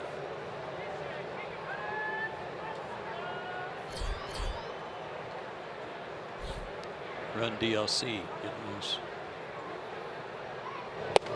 There you go. I don't know if it's Freddie Galvis we talked about before, but he's another guy standing there so close to home plate with a left-handed batter. Freddie's in the on-deck circle with a guy throwing 97, 98. A squibber hit towards short. Dansby's going to flip to second. Nice play to get the force play. And that's the second out of the inning. It's kind of funny in that sequence when the Phillies' third base coach is closer to the on-deck circle than the waiting hitter. Yeah. That's exactly what happened. It was a good play by Swanson. Arranging to his right to get Morgan. And now Galvis is the hitter. 1st and 3rd, 2 outs. He got robbed by Freddie his last time up.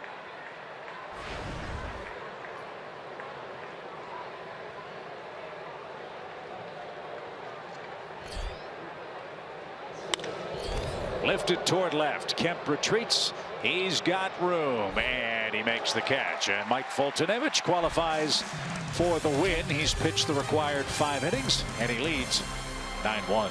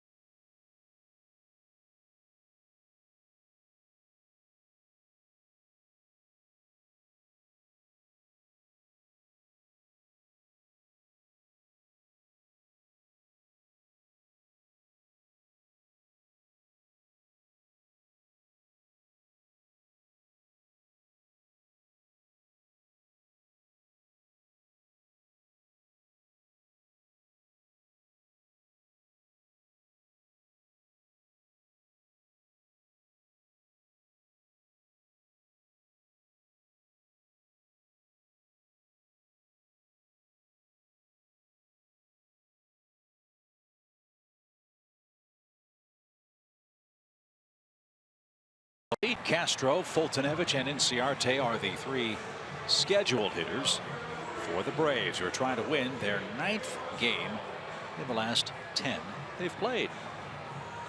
The most popular way to follow Braves baseball is with MLB.com At Bat, the #1 app for live baseball. Enjoy live look-ins, highlights, game day scores, StatCast, live radio broadcasts, and more. How could there be more?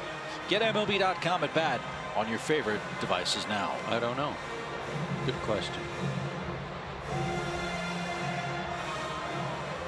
Good night for Daniel Castro. Yeah, I was going to say, doesn't get a chance to play much. Get your opportunity. 2-run scoring hits.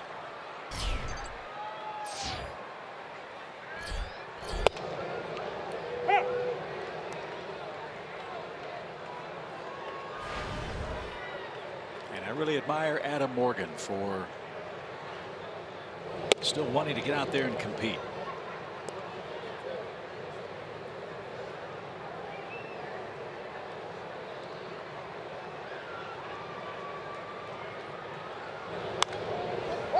Popped up, and Hernandez at second says he's got it, and there's the first out.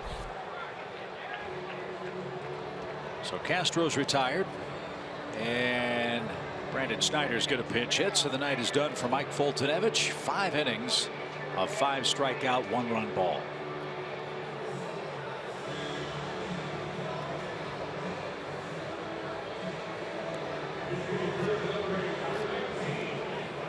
I think that's probably a good move, given he hasn't pitched in 16 days. 5 solid innings, 5 strikeouts,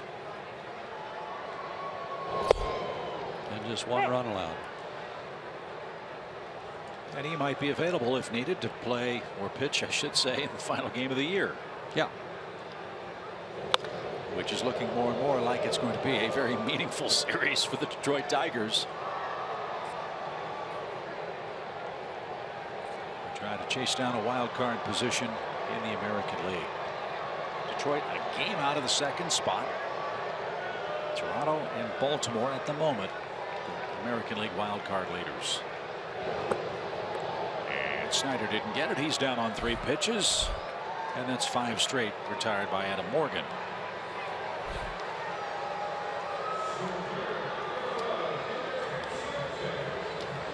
And we go back to the top and ender Inciarte. He's got 2 more hits. He scored a run. He's also walked. So he's had a perfect night at the plate.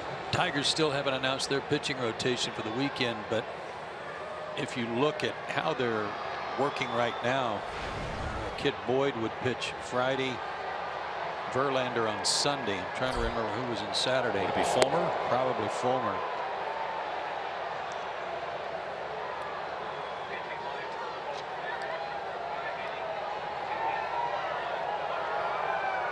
Well, it's not going to be Fulmer, it doesn't look like, because he's supposed to go tonight for the Tigers. Daniel Norris is pitching tomorrow. So we're going to see 2 young guys, I would assume, and then Verlander maybe in the final game. That'll be a treat as we've completed 5 against the Phillies.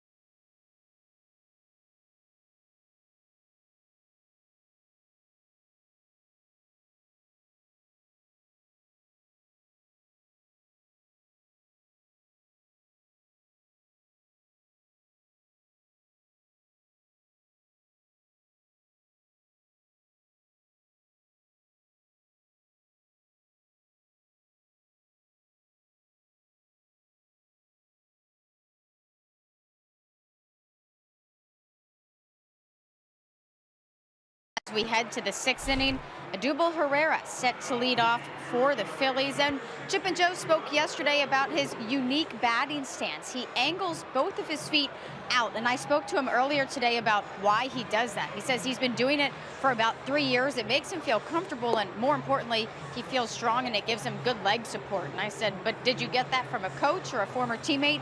And he said he actually learned it in winter ball in Venezuela 3 years ago, like I said. He said his hitting coach wanted him to learn to stop with his leg. He has a very high leg kick, so with his cleats out, he's ready to stop after that high kick. And he said that he's seen improvement in everything, power and contact. So guys, if it works, keep doing it, I guess, right? Absolutely, Kelsey, and he's a good player. They got him in a Rule 5 draft from the Rangers, where he was a second baseman in the minor league organization of the Rangers. So what a find for the Phillies through the Rule 5 draft. He is a tough out. Joel De La Cruz is greeted with a first pitch swing, and that ball's over the head of Ender Inciarte and up against the fence. And Odubel Herrera leads off the 6th inning with a ringing double.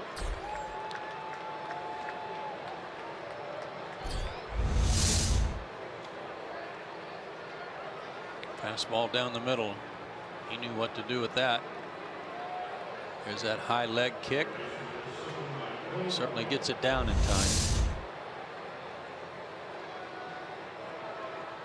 He'll take some funny swings because of it too, but throwing him a pitch like that, he knows what to do with it. Yeah, there aren't many teams that find their number 3 hitters in the Rule 5 draft, are there? No. Phillies are one of them, though, as Michael Franco bats. It is 1 for 2 in the game. And 25 stolen bases for Herrera, too. He'll get the runner to third. Castro's got it, settles his feet, and throws to first. 1 down. And here's Ryan Howard. A strikeout and a flyout for the Phillies' first baseman.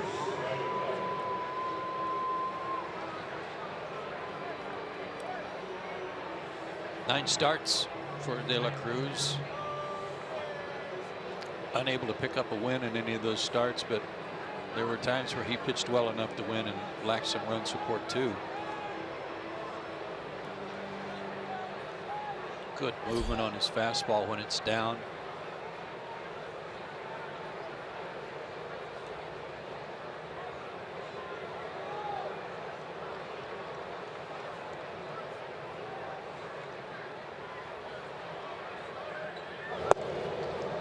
like that.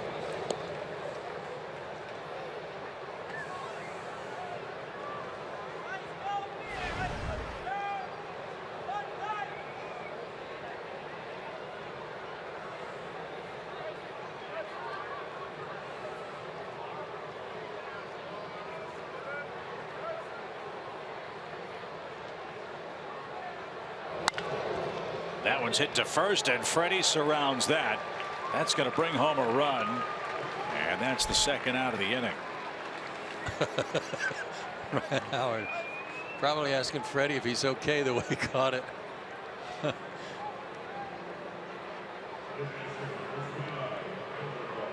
It's another RBI for Howard here in Atlanta.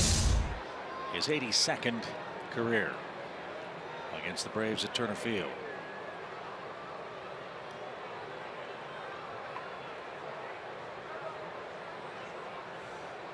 They have chats all the time at first base. Cameron Rupp is 0 for 2. 2 flyouts for the Phillies catcher. And that missed inside.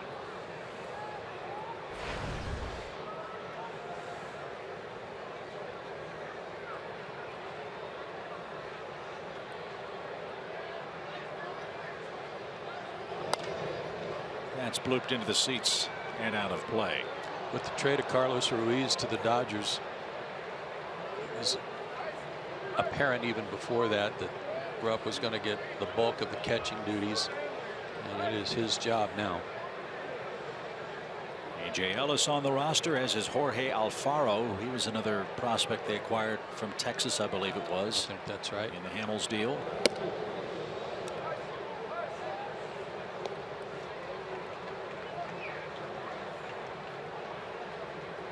So we'll see what they do with A.J. Ellis. So a lot of that depends on whether or not they think Alfaro's ready for major league action. He's only 22. And Ellis, as you know, is a terrific catcher with the Dodgers. He had the great luxury of catching Clayton Kershaw most of the time in Los Angeles.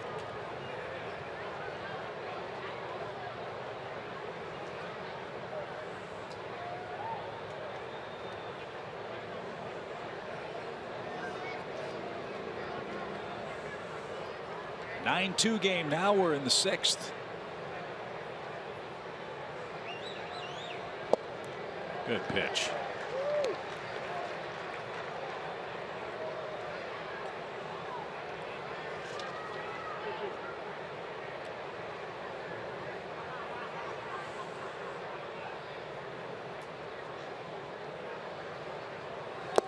And he just struck out the Phillies catcher, Cameron Rupp. It was tipped, it was caught, and it would have been called a strike had he not made the swing. Phillies pick up their second run. Braves are up in the 6th with a 7-run lead.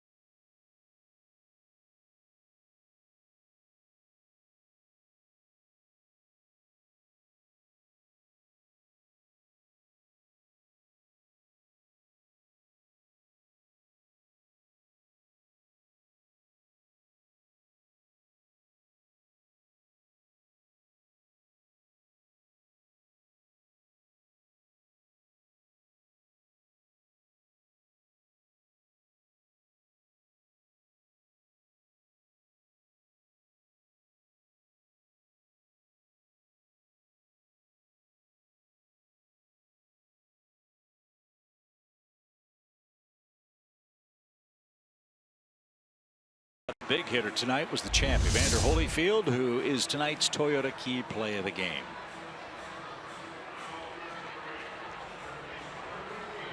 Only 4 left after tonight. Well done.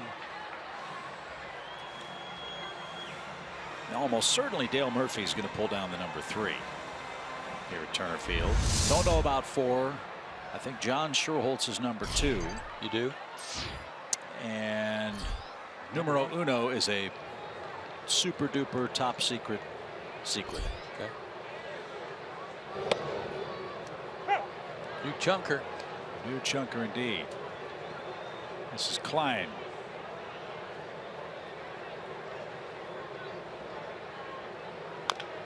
Little chop toward third. Franco's got it.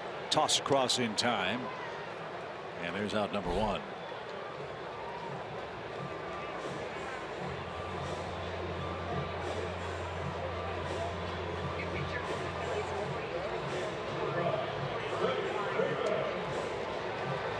I noticed the guy that gives the instructions didn't say a word to Evander. I think he pretty much do it however you want. Right? Can't say that I blame him. Here's Freddie.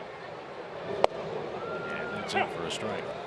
Only the 3rd game for Klein with the Phillies, and it hasn't been a good experience with the Fightins. 5 1/3 innings, 10 hits, 7 runs.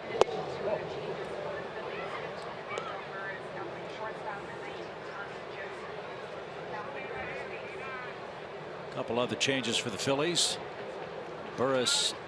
Emmanuel Burris in at shortstop, and Tommy Joseph is at first. This ball is slicing down the line and out of play. 1-2. Joe, you said something early tonight that bears repeating. Freddie Freeman's got a 29-game hitting streak. A little more than halfway to Joe DiMaggio's record. Barely halfway past. Think about that. Talk about records that in all likelihood won't be broken. With the specialization we see in the game today, I don't know how anybody could hit in 30 games, much less 56 in a row. Well, he won the MVP that year, and that was the year that Ted Williams hit 406. And I don't know if I heard this correctly or not today, that there was another year in which Ted Williams won the Triple Crown and was not the MVP. I don't know if that's accurate or not. Got to look that one up. Full count for Freddie Freeman. Who strikes a single into center, and the streak lives on. It's at 30 consecutive games with a hit. A top spin bullet into straightaway center, the longest hit streak in Major League Baseball this year. And now closing in of Dan Uggla's 33-gamer. That look on his face. Did you see that? That was a bad look.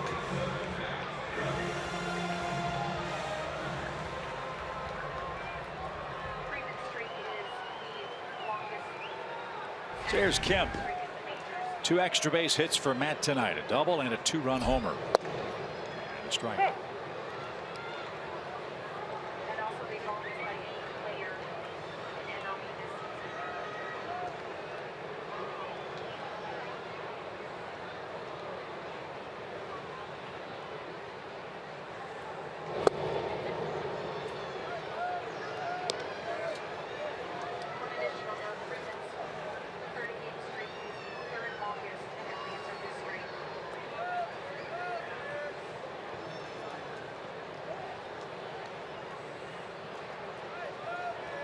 Nothing and 2 for Kemp.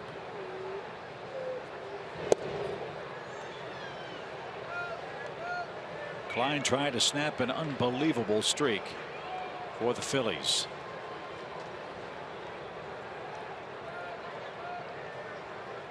"11 straight men out of the bullpen have given up at least 1 run.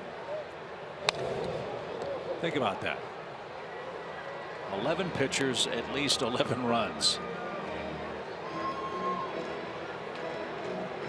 And so Whomever answers the phone in the Philadelphia bullpen, neither Larry Bowen nor Pete McCann are getting any relief. 1 on, 1 out. And in the dirt. It's 2-2. Nice crowd here tonight on a pretty night for baseball. Hopefully the good crowd will join us here tomorrow night for the series wrap up. Then the Tigers come in for the final weekend.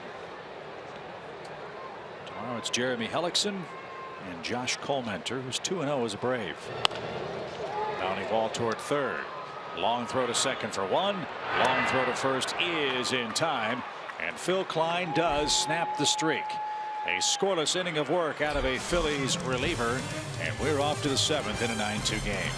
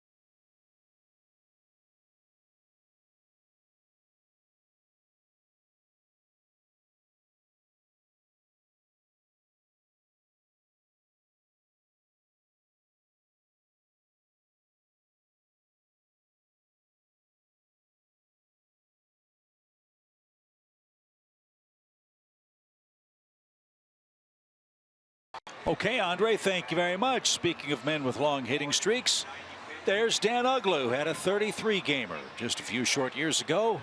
Dan and his beautiful family here at the ballpark. Way to go, Dan. Throwing kisses, too. Rio Ruiz checks in to play third base for the first time in the big leagues. Give Adonis the rest of the night off. Cody Ashe leads off and takes a strike.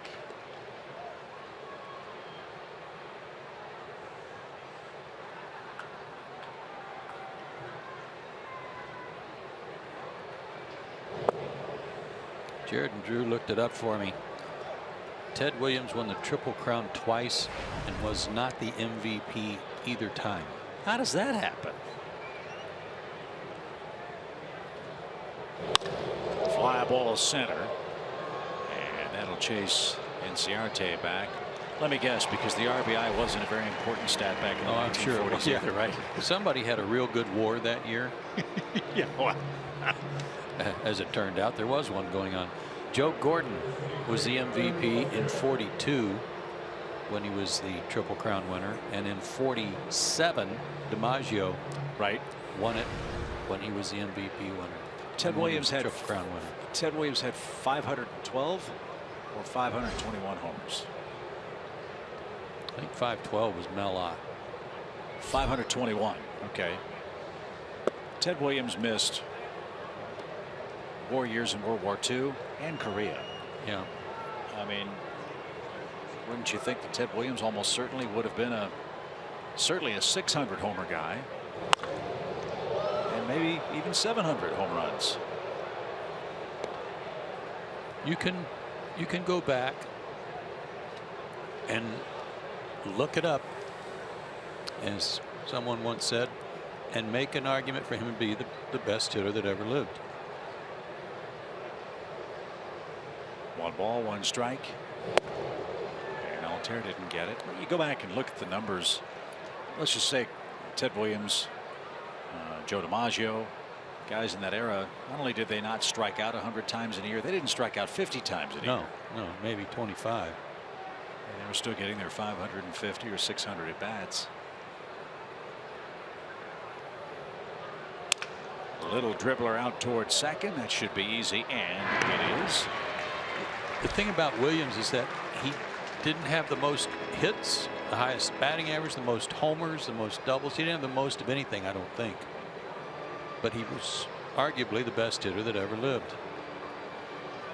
And would you subscribe to the theory, and I say this with no disrespect to the eras in which people play, but the eras in which DiMaggio and Williams and Ruth played, where there wasn't the specialization in bullpens like we have now, there certainly weren't guys throwing 90 or 95 miles an hour consistently. Was it easier to hit then than it is for a major league player to try to hit now? I would say yes. And that's probably a blanket generalization, yes, because of the specialization of pitching now. In those days, you were going to get 4 or 5 at bats against the same guy that day. Lined and right into the shift. Joseph hit a bullet, but the Braves had him played perfectly. Not to mention 4-man rotations in 8 teams in the league, and saw those pitchers an awful lot of the time. 7th inning stretch. Atlanta with a comfortable lead in Game 2 at home.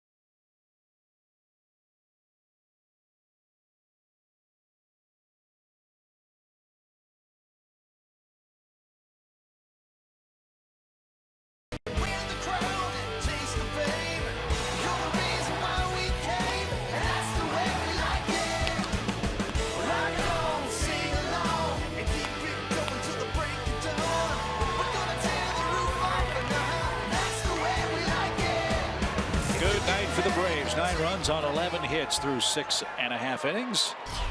Tyler Flowers, Dansby Swanson, Malik Smith, the trio coming up. Phil Klein out for another frame.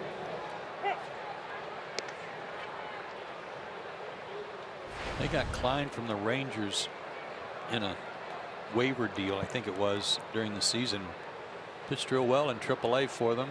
A big old guy, man.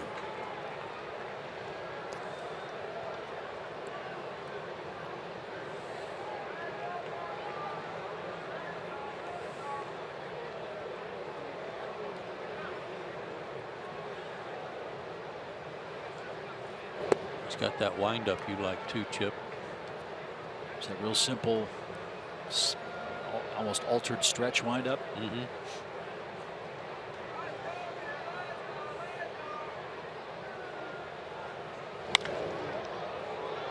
You see a great big guy like this, as you described him, you think, oh man, he's going to come out and throw 97. He doesn't. But he's smooth. He's got a nice arm action. I know his numbers have been ugly with the big league Phillies, but his mechanics all look pretty good for a big, tall guy.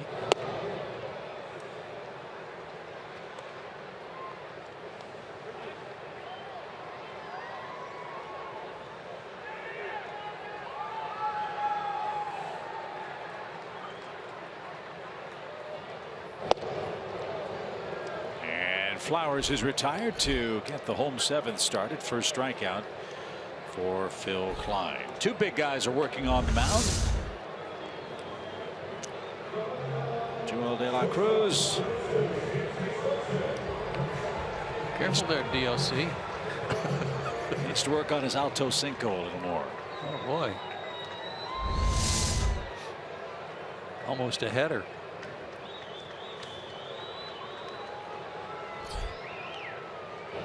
I wonder if TP went over and said, leave this to the professionals, son. Yeah, right. Joel's a guy that's always got a smile on his face too.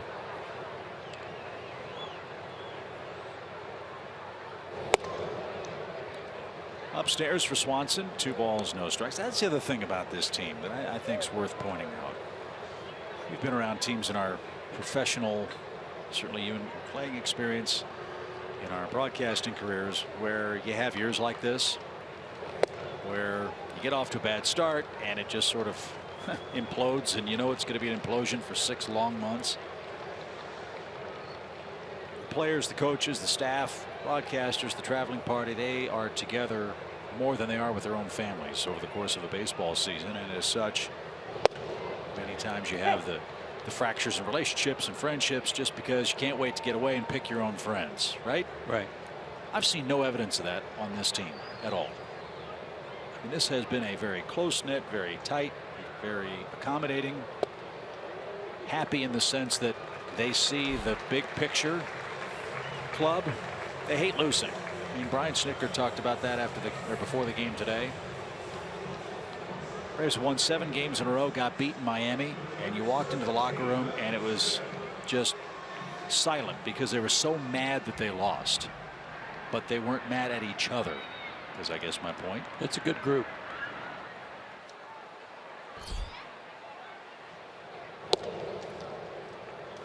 So that's worth mentioning too. That's something that Brian and his staff need to have credit laid at their feet for, and the players themselves too. I mean, they've, the pride factor, the professionalism factor hasn't really waned, even in the worst of times. They've come to work, they've put their work in, they've tried to get better. They're seeing the fruits of that here the last 6 weeks.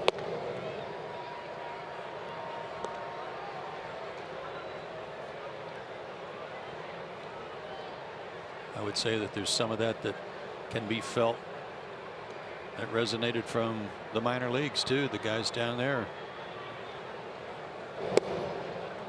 I'm not sure that all 3 of those playoff teams at Rome, Mississippi, and Gwinnett all got off to rip-roaring starts and were juggernauts from day one, but they were really solid, good teams. They all got better as the season went along. That's a good sign too. 3-1 pitch, and that's high. Klein's come in and walked a couple. Again, that streak is still in jeopardy. He's the second pitcher of the night. 11 straight Phillies relievers have given up runs in consecutive appearances, and now he's got 2 on with 1 out. And Daniel Castro coming up. And Pete McCannon is making his way to the mound, and I think he's already made the signal to take Klein out of the game.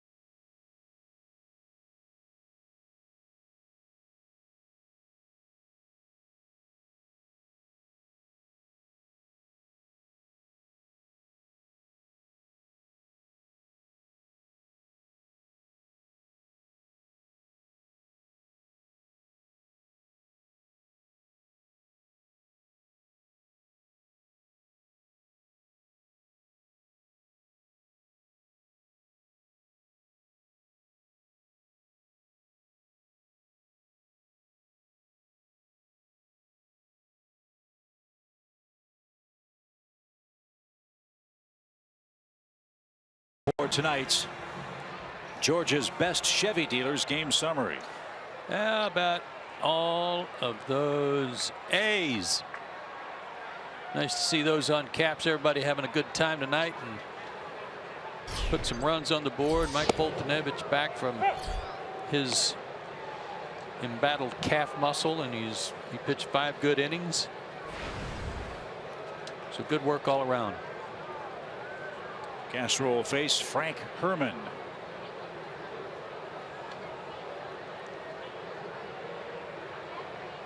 He was called up from AAA in mid-August. 6-1 with Lehigh Valley, a 1.72 ERA in 31 1/3 innings, covering 27 relief appearances. That's good. Another big guy, 6'4", 220.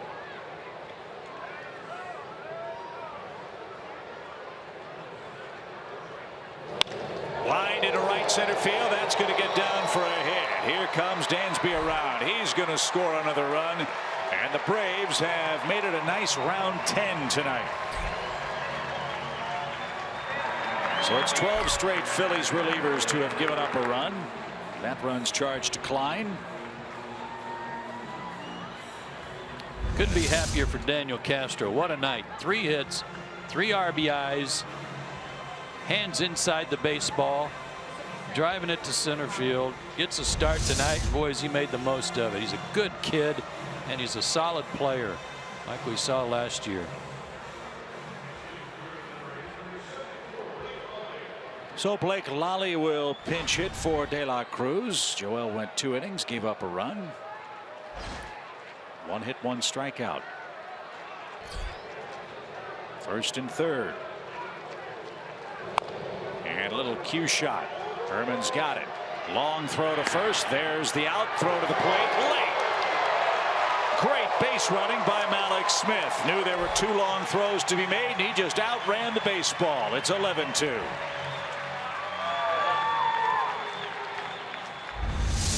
Watch what he does here. He's going to come down real close to the pitcher right there. And once he realized that he was going to cut it loose, he was off to the races. Good read by Malix.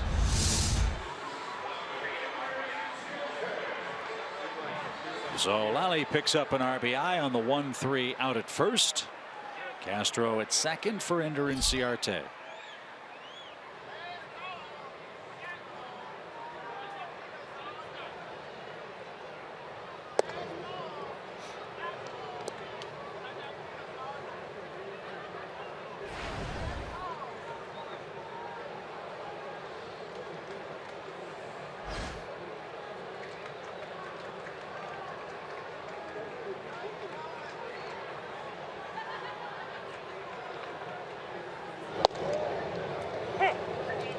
Herman's a smart dude, by the way.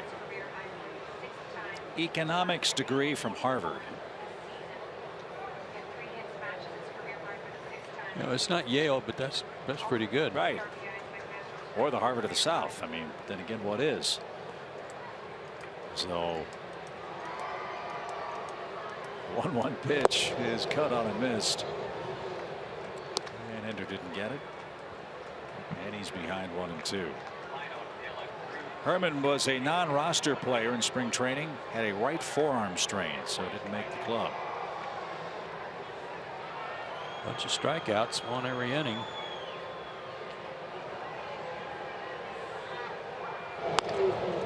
There's a little roller out towards second, and the throw to first is in time, and that retires the side. The Braves cash in 2 7th inning walks, and for the 4th time this year, they're in double digits in the run column.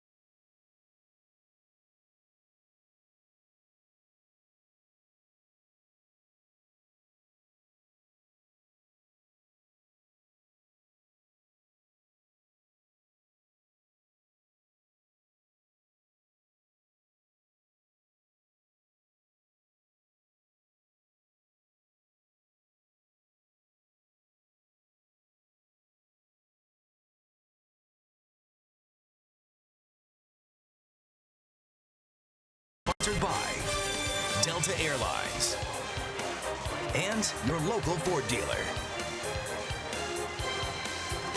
11-2, Atlanta has the lead. And speaking of leads, I believe Booth has the lead in our Turner Field trivia countdown. Rolling. Notice we haven't seen the scoreboard in a while. However, notwithstanding, we will lead you to our question. What visiting player has the highest slugging percentage at Turner Field, a minimum of 120 plate appearances? Really? It's so... We're getting down to the nitty-gritty, aren't we? The old insecurity factor, so it's an impossible question that we have to deal with. However, we will rise above and do our best to come up with the answer. We're only 7 and 8? I think that's wrong. That is... Somebody was not here when there was a big run going. God. So those answers probably aren't reflected in the overall score. Talking about putting your thumb on the scale, that's exactly that's exactly right. That's just wrong. However, the slugging percentage, crying out loud. Well, look at it this way, it could be worse. First the pitch, which is lined out of play. If Dad were here, the question would be, who has the slugging percentage and define it? Yes. It could be worse. You're Which right. would be an absolute disaster. So John Gant's on to pitch. Blake Lolly's at first base. And that's in the dirt. Ball 2. No hailing for Caesar tonight. He's lined out, walked in. He's hit into a force play.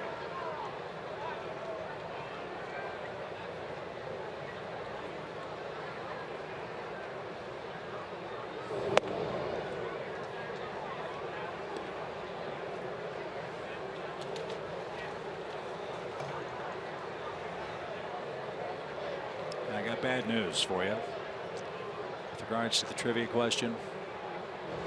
I looked at the back of the game notes, which has all the Turner Field batting leaders. Unfortunately, slugging percentage is not listed as one of the categories, so that's not going to help us.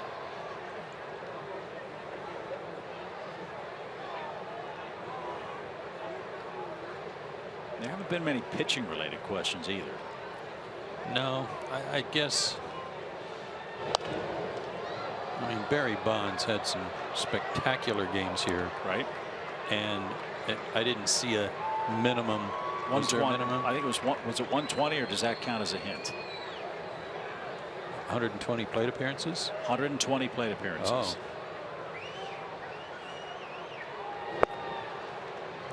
And Hernandez walks. Not what Gant wanted to do with a 9-run lead. No.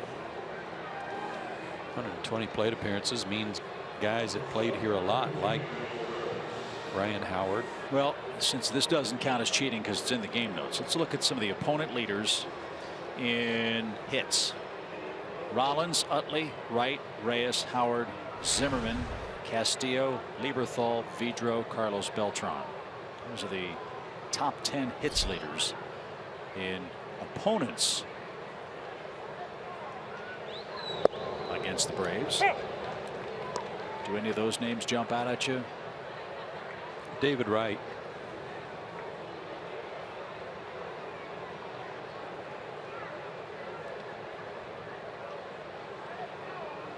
I sure hope he can come back and play next year.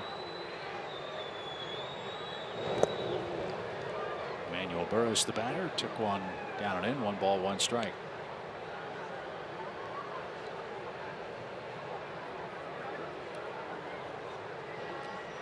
I'd like for our crack staff to look up how many games Barry Bonds played here. 105 games or 105 at bats, and he hit 14 home runs. Yikes. So he doesn't meet the minimum standard. No, but when I saw the 14 homers by him, Pujols 14, Piazza 14, I knew Bonds didn't play here much. How about Pat Burrell? He had 13 homers here.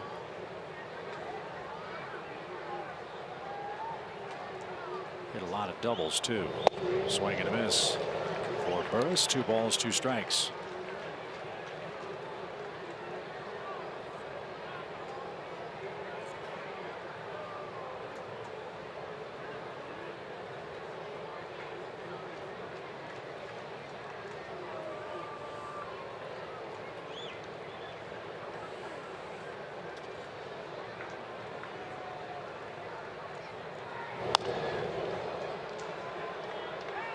Nice catch. Good play. He wore that shirt for a reason.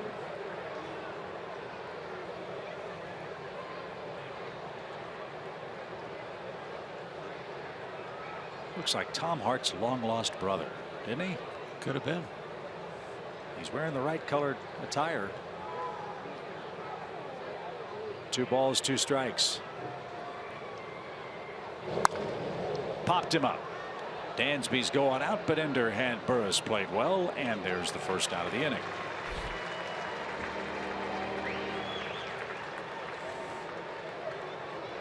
One on, one out for Herrera. He's doubled and scored the second Phillies run.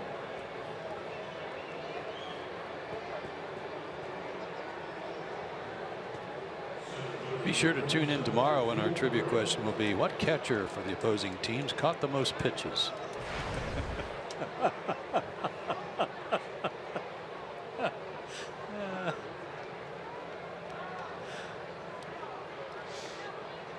Long for the days when it was such a challenging question. Name a Met.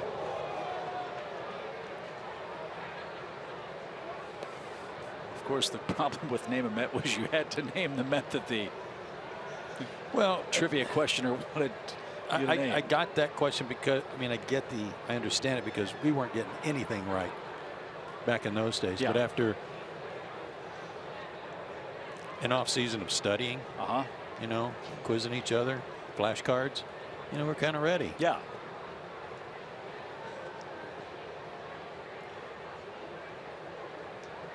I mean, this is a big question to get tonight, because if we get it, we then force the truck to run the table to finish with a winning record. Theoretically.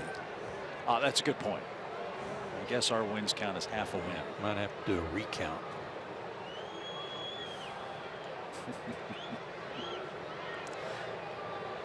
We better get this one tonight, because I have a feeling we got no shot tomorrow. 2-0 count. Here's a pitch. In for a strike. Toronto 2-1 over Baltimore. 8th inning.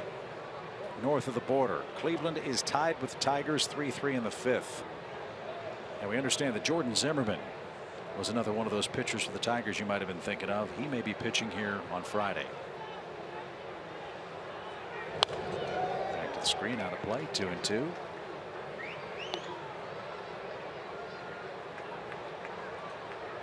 National League action. Reds 2, Cardinals 1, Mets 5, Miami 2. If Miami loses, they are eliminated from playoff consideration. Hey, I heard Clint Hurdle today on XM radio talking about the Pirates and their season, and it was very interesting.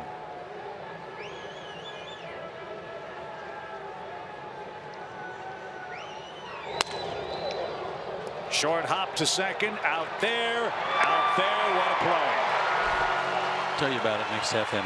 Daniel Castro played that exactly right. The runner at first had to freeze, and by the time Hernandez recovered, it was an easy start to an inning-ending double play.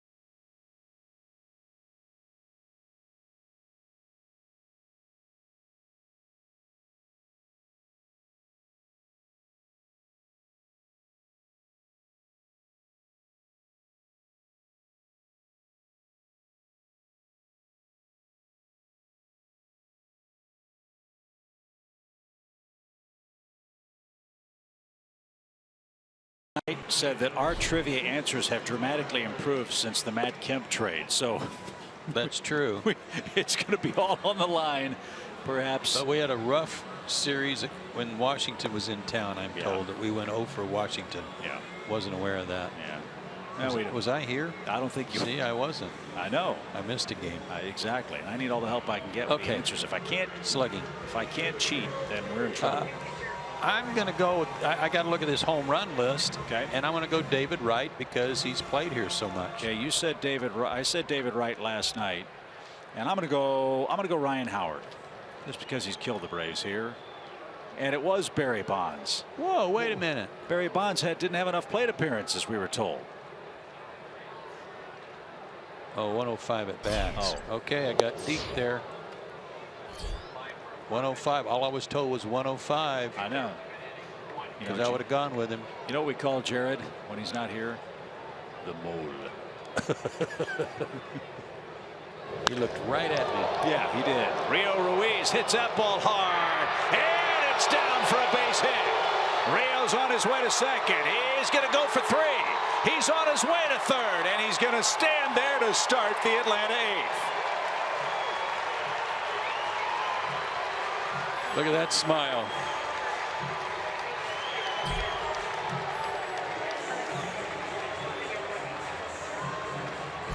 Not many triples for first big league hits. Congratulations, kid. Wow.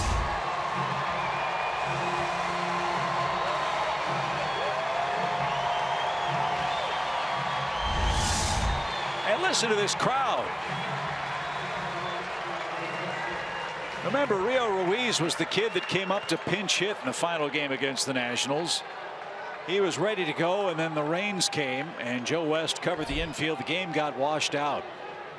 And a little ground ball off the bat of Bonifacio is going to bring home another Atlanta run. It's 12-2, and Rio Ruiz, at long last, in the Baseball Encyclopedia, in the hit column. A 3-bagger and a run scored against the Phillies.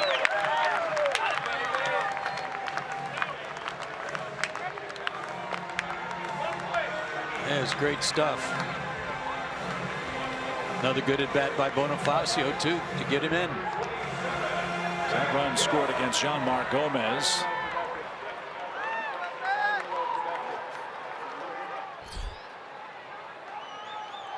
Herman was actually able to break the Phillies' streak of giving up runs in relief, as that one's off the bat of Matt Kemp to third for the second out. 22,104 here tonight. Have seen the Braves are up for 12 runs, 13 hits.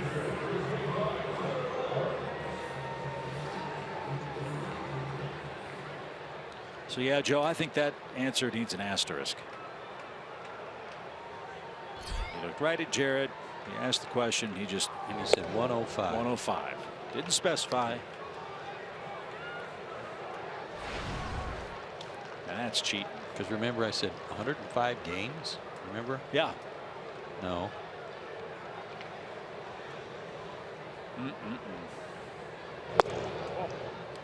That's all right. We'll get them tomorrow. That's partner. it. That's it. So the record, what are we, 8-8?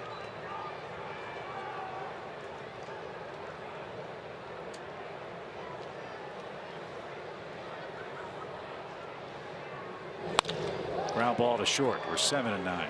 Yeah, with a protest. What a night for Rio Ruiz. We're going to cry like babies the rest of the night. But it's 12-2, Atlanta way out in front.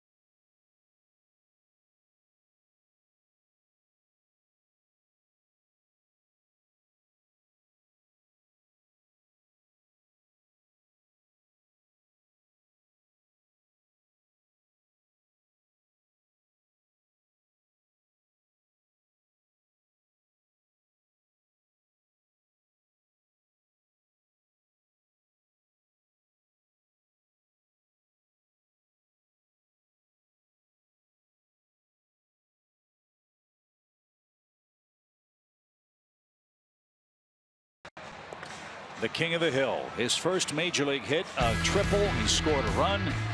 And a big night for the Braves tonight. Our State Farm instant replay. Fastball down and away from him from the Phillies closer, John Mark Gomez. And out of the reach of Herrera. And a huge smile. You know they are dancing in the streets of Southern California. He was born in Covina. And hopefully his family will be able to come back out this weekend, get a chance to see him play. But what a feeling that must be. You've experienced it as you see the changes defensively for the Braves. You never forget your first big league hit. Is that the moment you feel like, wow, I really belong and I can do it up here? That first knock, not putting on the uniform, not walking, not scoring a run, not pinch running, but getting that first hit out of the way? It's a big deal. It's a great feeling of satisfaction after all the work you've put in to get here, to not just, I mean, putting on the uniform is an awesome feeling, but getting that first hit is like, no, I did something good. I got a hit at this level.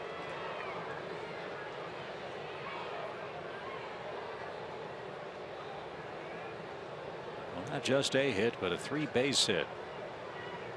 We are expected to be in the starting lineup for the Braves tomorrow night.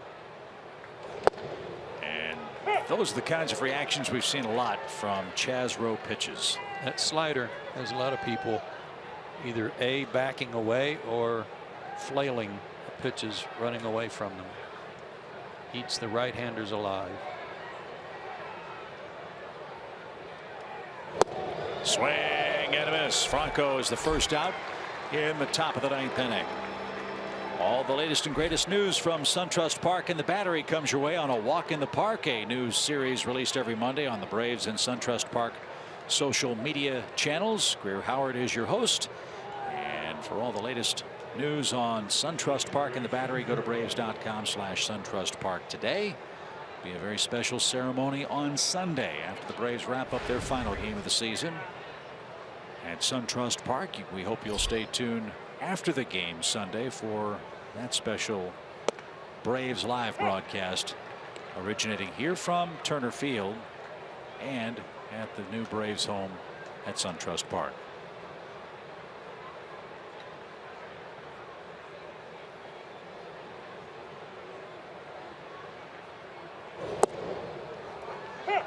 Darren Ruff, the hitter.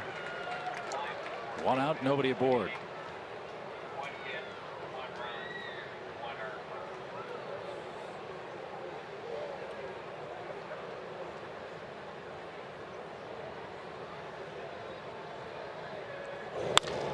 Line, and again the Braves and the Phillies played perfectly. And at least 2 of those tonight. Noah Woodward has done an excellent job helping the Braves compile their shift statistics, and so far perfect placement tonight. They have been perfectly placed tonight.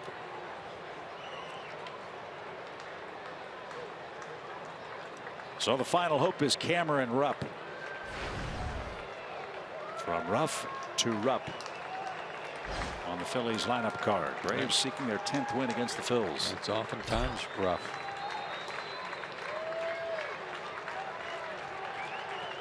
Good crowd tonight.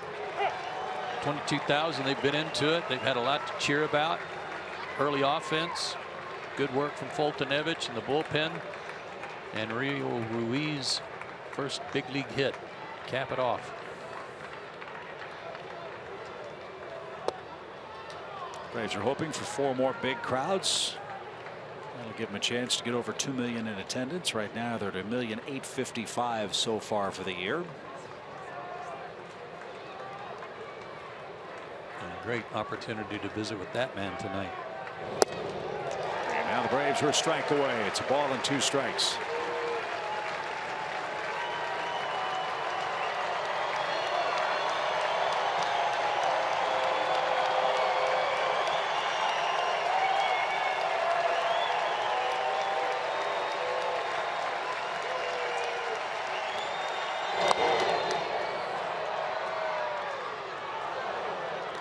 Braves try to win their 9th game in 10 tries. They're 21st in 34 played. That's the thing I've noticed about all these wild card contenders. Nobody's really on a good run. Everybody's 5-5 or 6-4 at best over their last 10. Nobody is getting hot. Like the Bravos. And it is not out of the realm of possibility that it could be the Braves playing exactly like this in meaningful games themselves in late September next year. Yeah, it'd be great. SunTrust be rocking. Here's the 1-2 pitch. Ground ball to short. Dansby gives ground. Loads up from the grass. High throw. And that's out of reach of Blake Lally. And Cameron Rupp is aboard with 2 outs on an infield hit.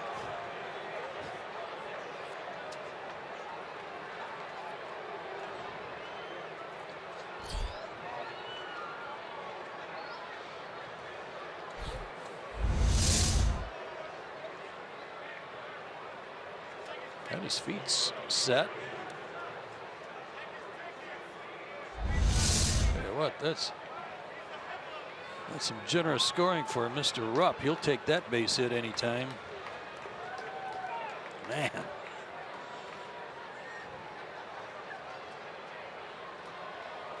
Fourth hit for the Phillies. And now Cody Ashe, the batter, with 2 outs. Strike call. Josh Colmenter and Jeremy Hellickson here tomorrow night. 7:10 start, 6:30 with Braves Live.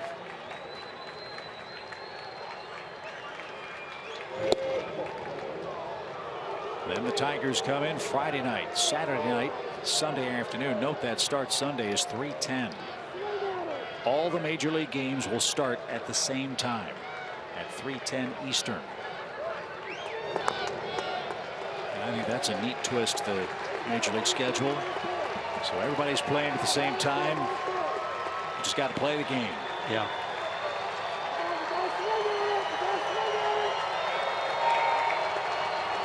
Freddie Freeman's streaks continued tonight. And now the 1-2 pitch. Check swing foul.